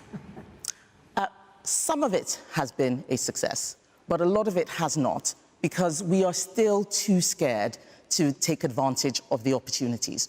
There is no point leaving the European Union if we just continue doing what the EU is doing. That is what I fought for when I was Business and Trade Secretary. Signing trade deals, yes. Cooperating with countries across the world, yes. But also looking at how we could have smarter regulation, looking at how we could compete better than our nearest neighbours. Being a competitive economy is one of the things that will help us grow. One of the reasons why Brexit has not been as much of a success as it should be is because we did not start with a plan, as I said. But the other reason that people think that it has created problems is because everything now is blamed on Brexit. When I travelled all around the world, I saw the same issues that we have here everywhere. In Australia, in Japan, in the US, in Canada, in Mexico, they all had issues with inflation. They all had issues with energy. They all had issues with mass migration. Italy, the island of Lampedusa, had more people on it arriving on small boats than residents living on that island. I was there 2 days after that happened. None of these problems are due to Brexit. We need to stop blaming Brexit for our problems. We need to stop blaming the EU or international agreements and start fixing problems here ourselves.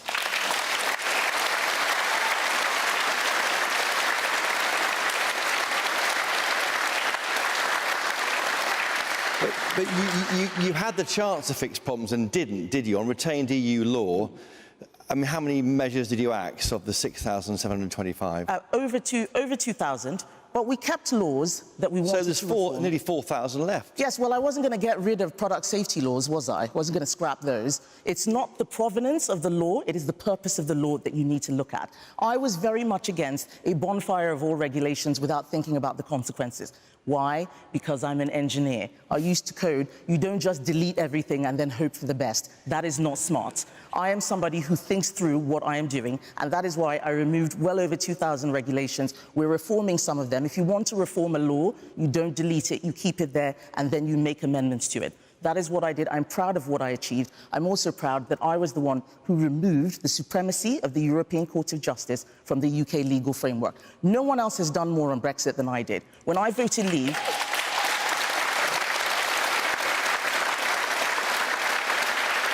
When I voted leave, I did so because I believed in the project of the United Kingdom, and I did everything as a minister to make it succeed. There are lots of people who call themselves leavers now because they want to have another referendum and talk about something different. I disagree with that. Let's stay on the Brexit opportunities. This is a long-term project. It is not done yet. Let us stay focused and deliver on that. OK, thank you.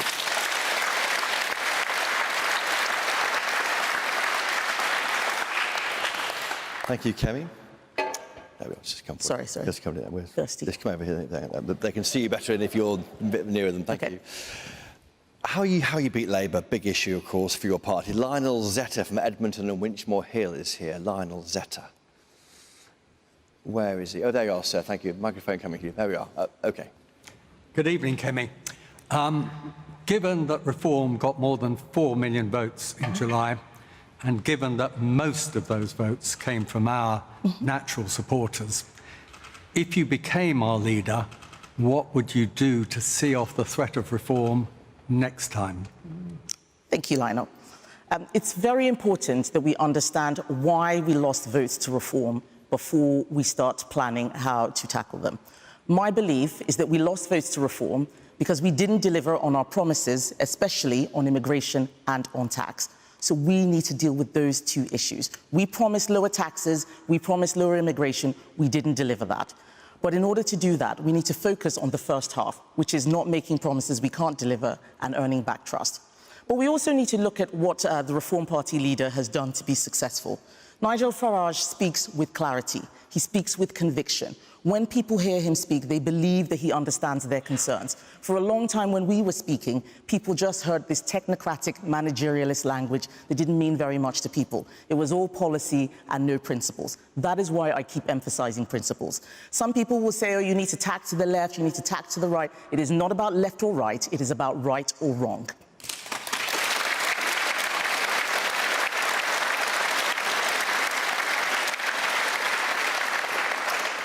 Lionel, can I ask you if that was the answer you want to hear? Do you think what Kemi Badenoch is saying is the answer to the Nigel Farage threat to your party? I think it goes a long way towards answering it. What Kemi didn't touch on, I think, is that the two big issues that Reform made huge gains on is, number one, migration. I know you've talked about migration, but number two is net zero, and you did talk about net zero. But those are the two big things that came up on the doorstep when we were talking to Reform voters. OK, good. Well, the next session is on immigration. That's great. Sanjar Abhishev from the cities of London and Westminster. So let's wait for the microphone to come towards you. And there we go. Thank you, sir. Okay. Hello. So there's much debate about the ECHR and its role and its influence on the UK's ability to enact certain roles and moves.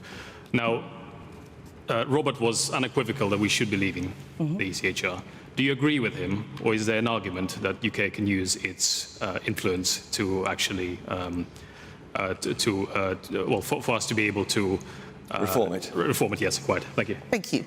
So, if we need to leave the ECHR in order to control migration, we should leave it. But it is not a silver bullet. It's not even the most radical thing that we can do. Immigration is too high, both legal and illegal.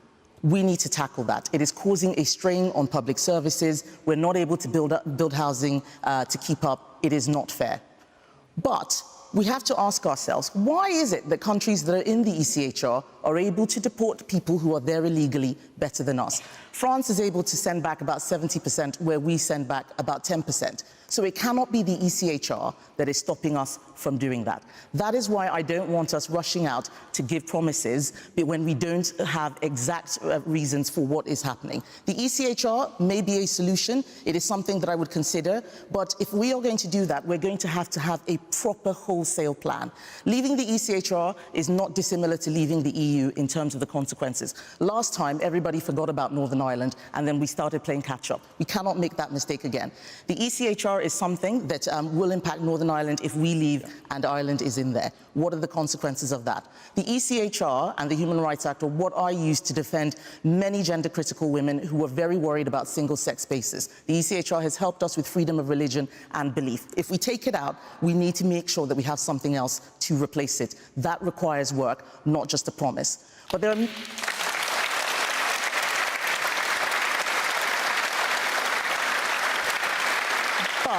People do ask me, what will you do on immigration? And I tell them that I would have a wholesale strategy across government. Numbers matter, culture matters more, and leadership is essential. We didn't have leadership. We would have a promise and then we'd leave it to the Home Office to deliver. The Home Office would be trying to lower immigration. The Education Department would say we need more student visas. DEFRA would say we need more agricultural workers. DHSC would say we need more care workers. We all need to be moving in the same direction. Yep. One of the things that I want us to do is look at the people who are actually in the Home Office who are manning borders. I think many of them want to do other things. How many? Yes. Well, it's not about the numbers. It is about the people. It is about the culture. Okay. And it's also about who comes into our country. They have to love our country. It's not a dormitory or a hotel. It is our home. We have to look after it. Okay.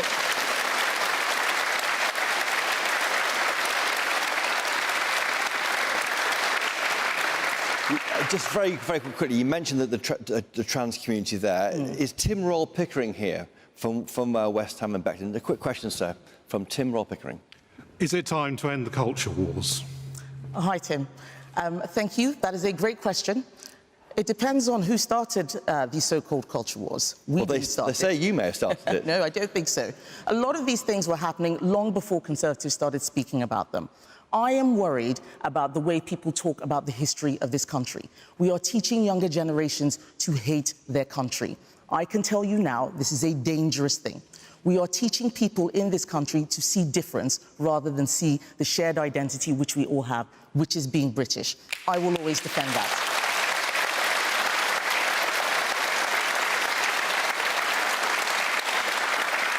When people use the phrase culture wars, this is a dog whistle to try and attack the right. We should not fall for it. We are defending our culture. We are defending our country. It is not culture wars to want to control immigration. It is not culture wars to want to stop grooming gangs and those sorts of scandals. It is not culture wars to want to stop young children from being sterilized. These are the right things to do. It is about doing what is right for our country, following our conviction, being brave and not being scared because the Guardian or whoever is going to try and mock us. They're going to do that, whoever is the leader. We need to stay focused and do the right thing.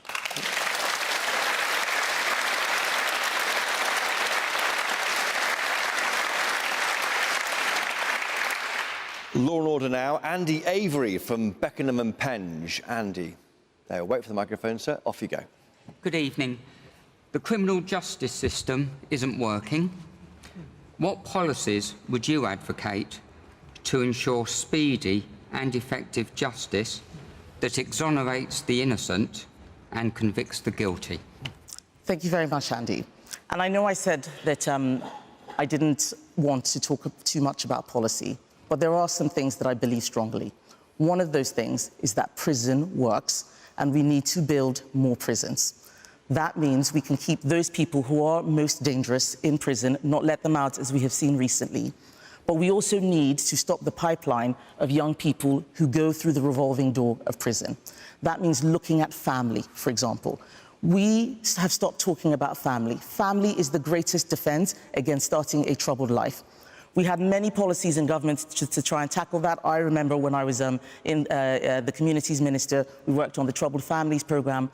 But these are the areas which we can focus on. We can also look at education. Why are certain children being excluded? What is the support that we're giving for them? Let's stop young people getting into prison in the first place. Most crime is committed by a small group of people. About 10% of criminals carry out about 50% of the crimes. Let's focus on that. And when we focus on the area that is causing the most damage, then we will have more resources for everything else.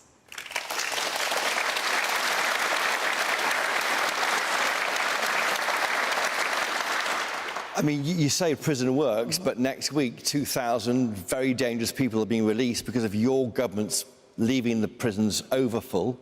That's your fault. Why don't you build more prisons when you have the chance as a government? Well, I campaigned on a manifesto to build more prisons, and I also campaigned for a prison in my constituency. Well, which one was that? Sorry? Which one was that? Wethersfield. I think it was just on the border of my constituency.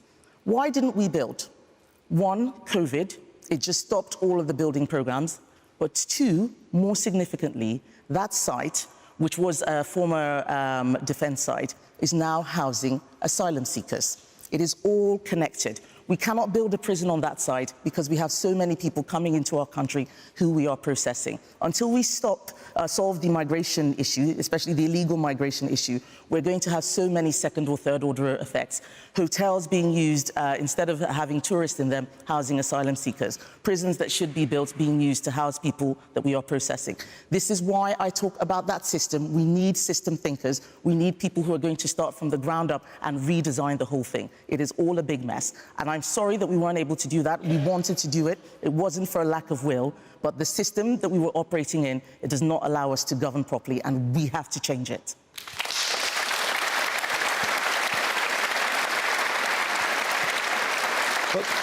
But you did meet Victoria Atkins, the prison minister, in 2022, and you expressed concerns about that plan for the Wethersfield prison, didn't you? No, I didn't. I didn't express concerns. You were OK about it all, no problem? Yes, I have. I think I might have had a meeting with constituents who expressed concerns, and that's me doing my job as a minister. But you were backing the prison at this point? Always. We have to build that prison. And what would you do next week? Would you release these criminals to release the pressure on the prison sector? Well, we have to make sure that the prison system works. And what the prison officers tell me, certainly the ones who I have met, is that when the numbers are too high, they can't control the prisons. Their safety is absolutely paramount. We do not want to see prison officers being harmed because they are full. So I do understand that. But we must make sure that the ones who are coming out are not dangerous. What we are seeing are people who come out and are recommitting very, very serious crimes and are coming back in. Something is going wrong. So what I would do differently is actually look at who is going out and making sure that there are people who are already rehabilitated, not the ones who are going to carry out even more crimes.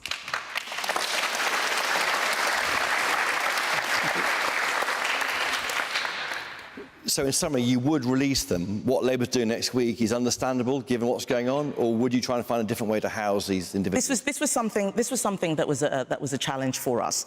Some people talk about building makeshift prisons.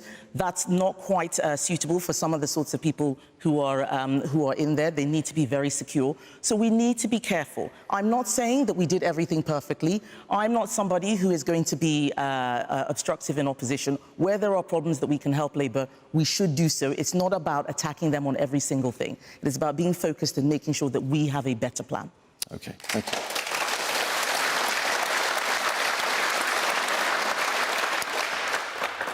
On to public services now. Sarah Free from Stevenage is here. Sarah, where's Sarah? Thank you. Hi, Kemi. The NHS has never had more money nor produced poorer results. How do you propose, Kemi, to restore the NHS to a position of national pride? Thank you. Thank you, Sarah. This is one of the most important questions of our age. The NHS was built for a young, homogenous, mostly working population. It is now serving a complex, diverse, ageing population. We cannot have the NHS that was fine in the 1950s for now.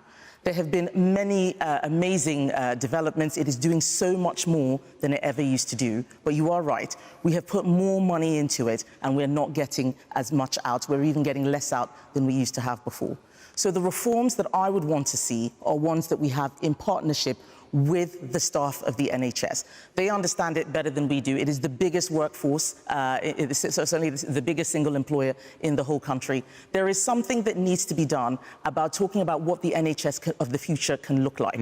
I have many people who tell me that they're going off to Australia to work there, but they don't want the Australian system. They don't want the social insurance. They don't want to pay, but they want the results. Do you think the Tories have a problem with the NHS? They're not trusted with it. Is that part of the problem? Well, we have given it more money than ever before. We literally put a sign on the side of the bus. We're going to give £350 million more per week to the NHS. Most people don't know that we gave actually almost double that, and still nothing. We didn't get out the returns. So we can be trusted on the NHS. Labour have been saying for 40 years that as soon as the Tories come in, the NHS is going to die. It is still here. It is still working, but it does need reform, and that is what I plan to do if I become leader of our party. Thank you. Well, and there we have it. Our live audience here have had their chance to grill Kemi Badenoch. And next, it's your turn at home with quickfire questions submitted to us already. We'll get back to Patrick Christus in the GB News reaction room. This is Decision Time, the race to lead, and it's only on GB News.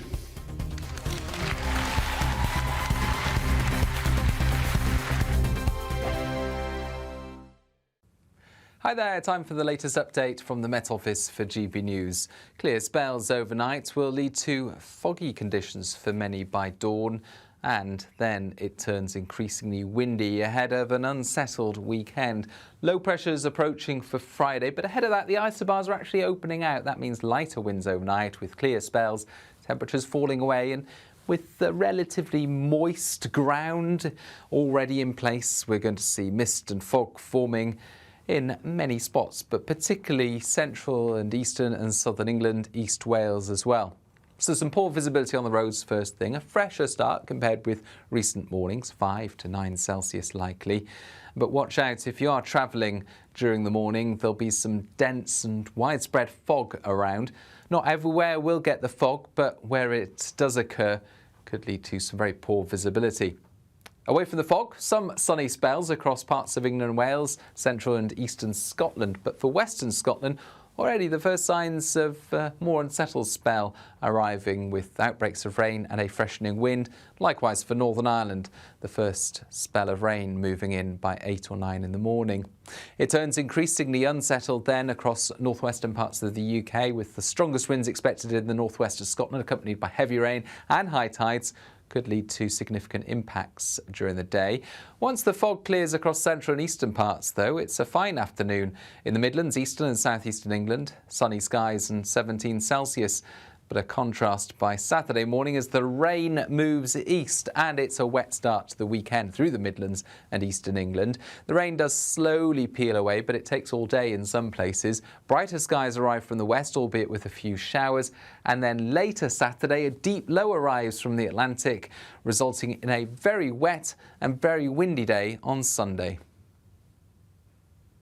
This is GB News, Britain's news channel.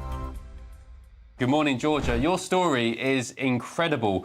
Just remind us of it. You quit running in, was it 2017? Because I mean, to be quite frank, your body was knackered, you had injuries, you thought you couldn't go on anymore. But then you started running again at Parkrun in 2022. And of course, this summer at the Olympics, you won bronze.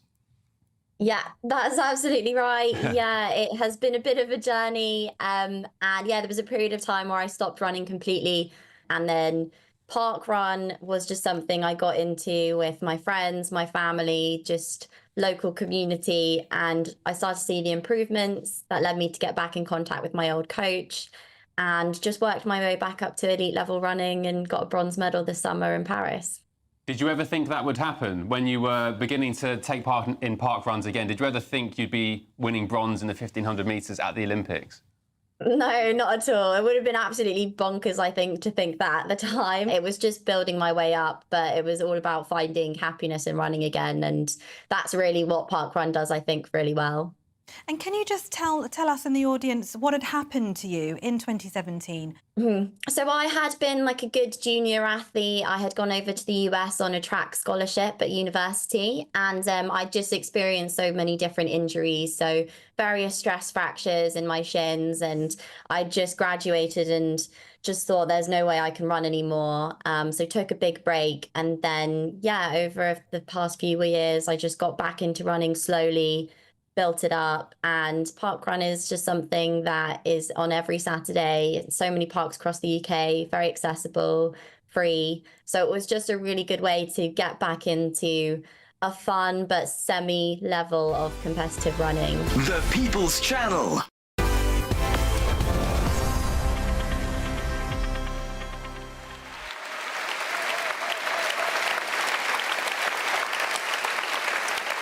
Welcome back to Decision Time, the race to lead, only on GB News. Kemi Badenoch is still here, as you can see. Let's get straight into some quickfire questions from GB News viewers and listeners. Kemi Badenoch, the first question. You've been quoted in The Independent saying that if we get this wrong, there's going to be no party, there's no second chance. But Rob Jenrick might win in that case. Are you being a bit mean to him? No, this is more serious than just Rob. Okay. We need to make sure that we hand this party to the next generation. We are the most successful party in the history of Western democracy. And we got a great legacy we've got to hand to the next generation.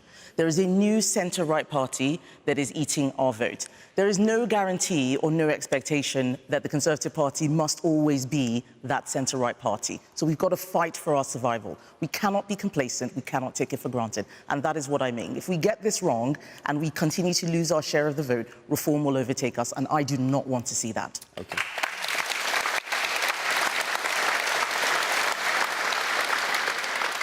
My colleague, the presenter Emily Carver, wanted me to ask you both a question. What is your opponent's biggest weakness? My opponent's, well, I have to think through very carefully what I say. Be honest about it. No one. So I think the weakness is in the argument that is made, and I know sometimes there is a temptation for us who've been ministers to still carry the baggage of the department we've come out of. I have this as business secretary. You hear me when I'm talking about government regulations. You can see that I'm traumatized by it.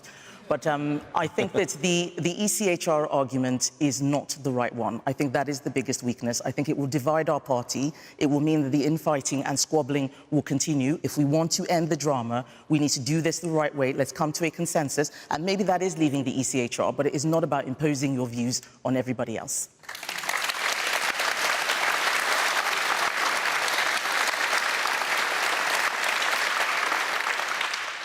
Your colleague, Christopher Chope, is in the news today, isn't he?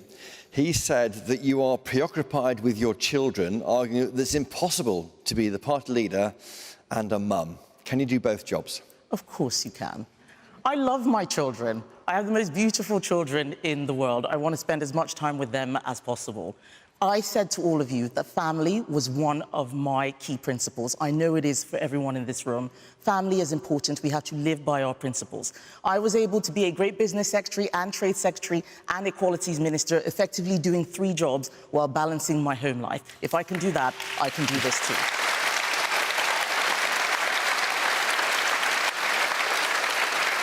And what would you be saying to Christopher Chope when you meet him back in Parliament? Would you make him families minister, maybe, or family spokesman? Yes, maybe, or I might remind him that it isn't always women who have parental responsibilities. Okay. Men do too.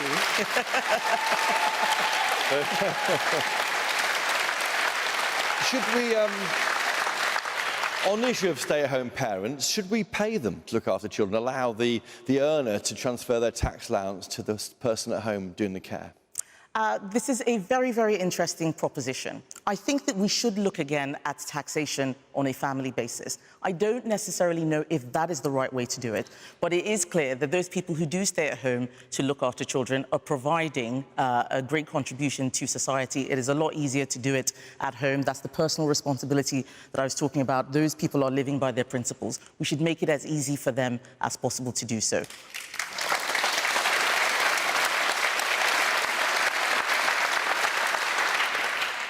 There's a question here about our imperial past, colonial past as a country.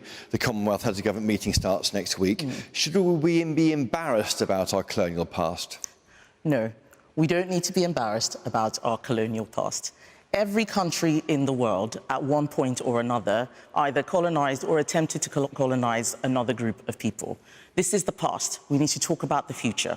There are many countries now who want to use guilt to try and exploit the UK. They ask for reparations. I saw it as a trade minister. It's not culture wars. I was at the WTO. I won't name the minister from another country. And he was telling me that we needed to give up some of the things that we were doing because of colonialism and because they needed time to develop. These arguments are a scam. Don't fall for it. We need to make sure that we put this country first. We work well with our neighbours. We work well with other countries, but we have to look after ourselves too.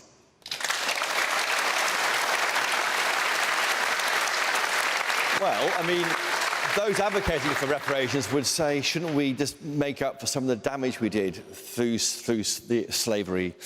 As a black woman saying that, they may find that hard to understand from you. Well, there are many things that the British Empire got wrong, but there are many amazing things that the British Empire also did. And we need to be honest about that and stop pretending that it was all bad. The British Empire ended slavery, the Atlantic slave trade. We need to talk about that more.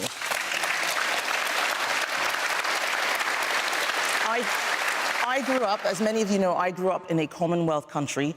Many people in those countries don't actually carry the baggage that a lot of the left-leaning commentariat want to put on our country. We need to look at how we can help other countries develop as best as they can. We did a lot to help many of those countries. We can do more again. I would like to see that. But the answer is definitely not reparations. OK, there we are.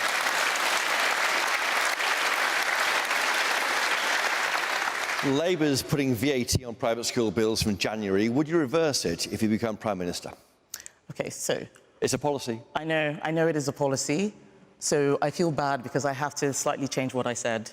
That is the very first thing that I will do if I become Prime Minister.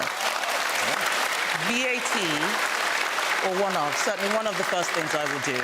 VAT on private schools is a tax on education. It is a tax on aspiration. Most people who go to private schools save a lot, work very hard. They're not necessarily wealthy. I know lots of people who have taken their children out of private schools because of what Labour has done. It will not raise a penny. It will put more burden on the state. Those people are paying twice. It is not fair. It is cruel. And we need to do everything we can to get this Labour government out and reverse that policy.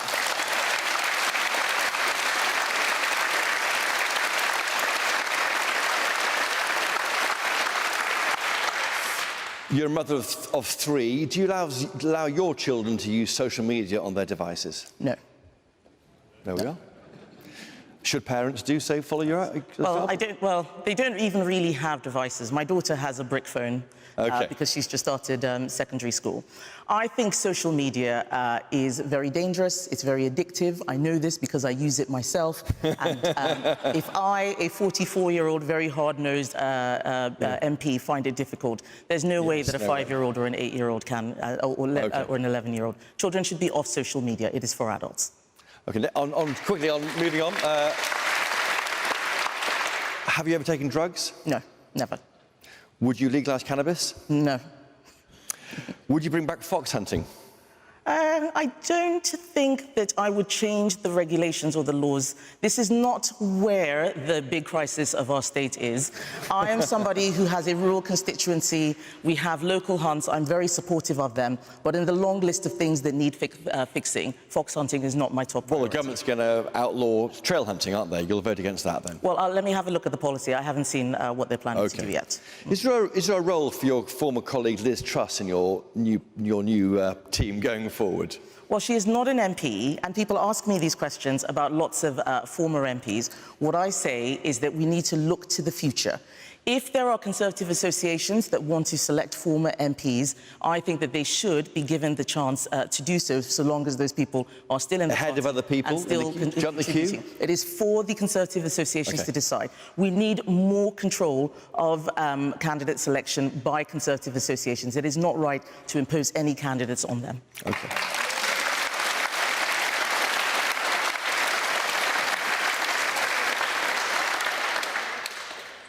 Donald Trump or Kamala Harris? I like both of them equally, yes. Would Nigel Farage be welcome in your party ever, given Rishi Sunak said twice it was a broad church? Yes, we are a broad church, but if somebody says that they want to burn your church down, you don't let them in.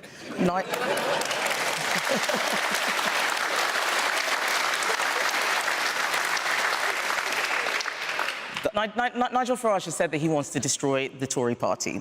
He is somebody who I have a lot of respect for. I think he has been very influential in our politics. But if I wouldn't let Keir Starmer or Ed Davey into the Conservative Party, I'm definitely not going to let Nigel Farage into the Conservative Party. OK, thank you. Very quickly, final question. Assisted suicide's on the agenda again, a free vote coming up. Where would you vote? How you vote matters if you're leader. Let's see what that bill looks like. I am somebody who has supported the principle of assisted suicide because of a particular incident in my family. I do think that some people should be able to choose how they die and not have a horrible, gruesome death. Having said that, I have also been saying that the system is broken.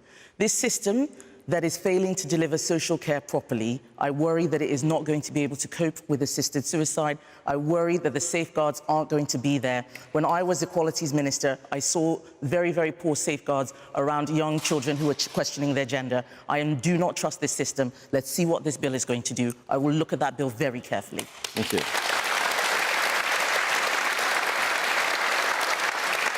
Well, there you have it. Thank you very much, Kemi Badenoch. That was her pitch to Tory party members.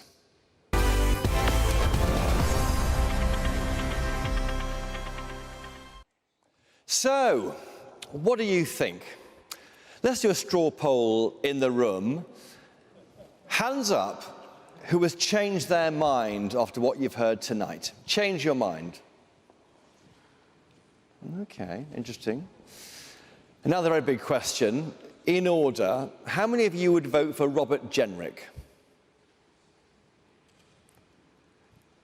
And how many of you might vote for Kemi Badenoch? There you have it. They've decided their view, and now it's decision time. You can catch up on tonight's event by going to gbnews.com. But up next, it's Patrick Christis with his stellar political panel and a live studio audience with full analysis and reaction. Patrick, what do you make of that, and what do your audience think of it all? Well, look, Chris, firstly, well done. Absolutely top-drawer stuff. I think we all learnt a lot from there. Here's my wonderful studio audience, first and foremost. So, Kemi Badenoch, do you think she did better than Robert Jenrick? Say yes if you think so. Yes. Well, I must say, that is quite overwhelming. So, there we go. Christine, just a quick one with you. She mentioned there about how we shouldn't be apologetic for our colonial past. Do the Lib Dems feel like that? I think that we have a lot that we have to learn from our colonial past, and we have to look at it very closely and admit that we made mistakes and we got a few things wrong. A lot of things wrong, actually. OK, all right, interesting stuff there. Well, very shortly, I believe that we are going to take you right back to that venue. I've got a bumper couple of hours coming your way, really, because the audience here are revved up and ready to go. And I'm hoping that I might be able to nail down Ranul on whether or not you've decided who you're going to back yet. Have you? Not yet, but it's fascinating. Come on, what more do you need? We've just had the old leadership head-to-head thing there and you're still undecided. You a fence-sitter? No, I think they're both great people, and I think Rob got it right to say, look, it's important not to criticise anyone here. They're both great people. They've got a great future in the party, and what's really good is they both know that the party's got to change, so that's really positive. Yes, OK, all right. Well, like I said, hopefully very, very soon we're going to be taking you to our deputy political editor, Tom Harwood. He's going to be grilling people as they leave that venue to find out what they really thought about those two hopeful leaders of the Conservative Party. Which one will cause Keir Starmer the most problems? But right now, it is time for Tom Harwood. Tom, what's the mood on the ground? Well, let's ask some people from the audience. Excuse me, sir, what did you make of tonight? Who do you think won? I think it was a tie, actually. A tie, and you, sir? I think both candidates are very strong. I think the future of the party is bright, but for me, I think Jenrick just about. I like Kemi, but I think Jenrick for me. And you, madam? Yeah, I think Kemi. I think she's absolutely great, and I'm a big supporter of hers. Great. And, sir, what did you think about the vote of the hands at the end there? Brilliant. I love Kemi. I think she is the right man for the job. The right man for the job? What do you mean for that? She's got the tackle, shall we say. The man tackle. Goodness me, sir. What did you make of tonight? I thought it was interesting. I think Kemi came out stronger, but at the end of the day, I have a feeling neither of them will become Prime Minister. What do you mean by that? Well, the thing is, neither of them are going to appeal to the electorate. We lost more votes to Labour than we did to Reform. Reform was much less of a threat. So by failing to address the issues that are going to matter to the wider electorate, I think both of them might be in for a choppy election in 29. Goodness me, a damning analysis. I'll let you get home. Let's see if we can dive into the seats here, see if we can get among the throng of things. Sorry about that. Sir, what do you make of this evening? Great evening. Good to see both candidates, and they are both great candidates for the Conservatives. I have to say, though, for me, the statesman, Robert, he gets it. He's going to be the next Prime Minister and the next Conservative leader to sort out the 100 days of mess we've already had. Why do you think the show of hands went against him at the end? I just think that, you know, Kemi does have a lot to offer, and she's proven that. But I just think that there's more stature in what Robert's got for our party. Thank you very much, sir. And what did you make of it all? I was undecided when I came, and I'm still undecided, because he has got lots of ideas, distinct ideas, where she has more principles. So it's quite hard to compare the two of them. So I've got to read and listen and watch and learn for the next to read. Undecided going in, undecided going out. Well, thank you very much for speaking to us. And just finally, you guys, what did you make of this evening? A clear favourite or not? Personally, Kemi, but I've got it very optimistic for the party. When I came in, I was backing Jenrick, and I think I'm still going to back Jenrick because neither of them have made a difference to their stance. And very quickly. It's been very interesting. They both have very interesting policies. I agree with Kemi. It's not a straightforward thing just to leave the ECHR. So I'm still going to think about who's the best party. Okay, thank you very much. I'm sorry we went a little bit over there, but back to you, Patrick. The scene is set. My audience is ready and raring.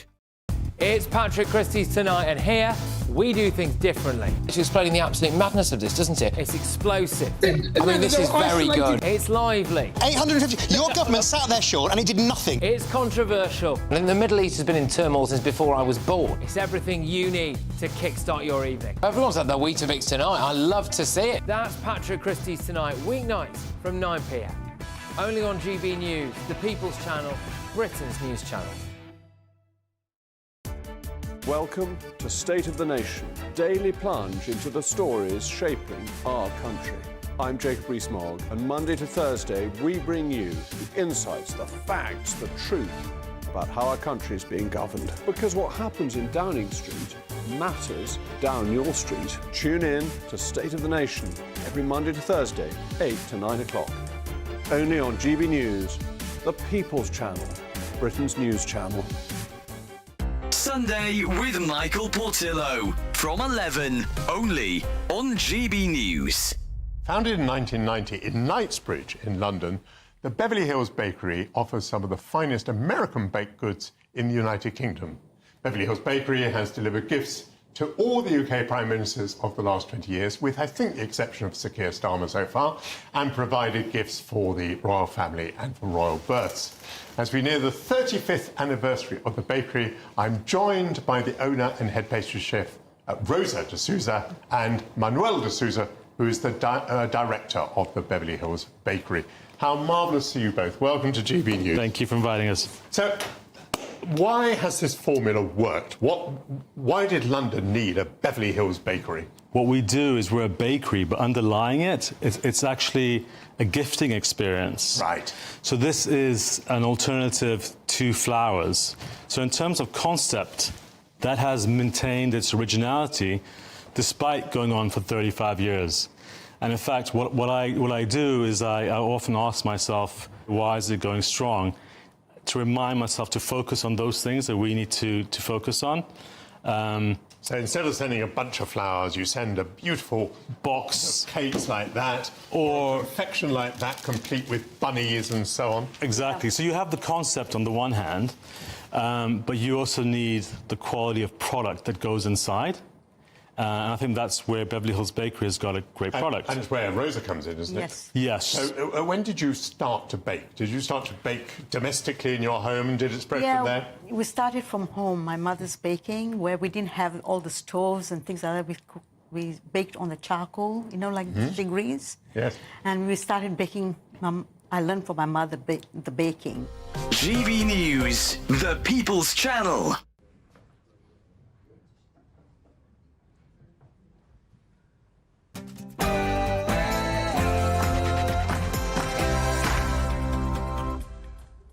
Welcome to a very special edition of Patrick Christie's Tonight, live here in our Paddington studios. We're not just a stellar panel here, also a live studio audience as well. Well done, everybody.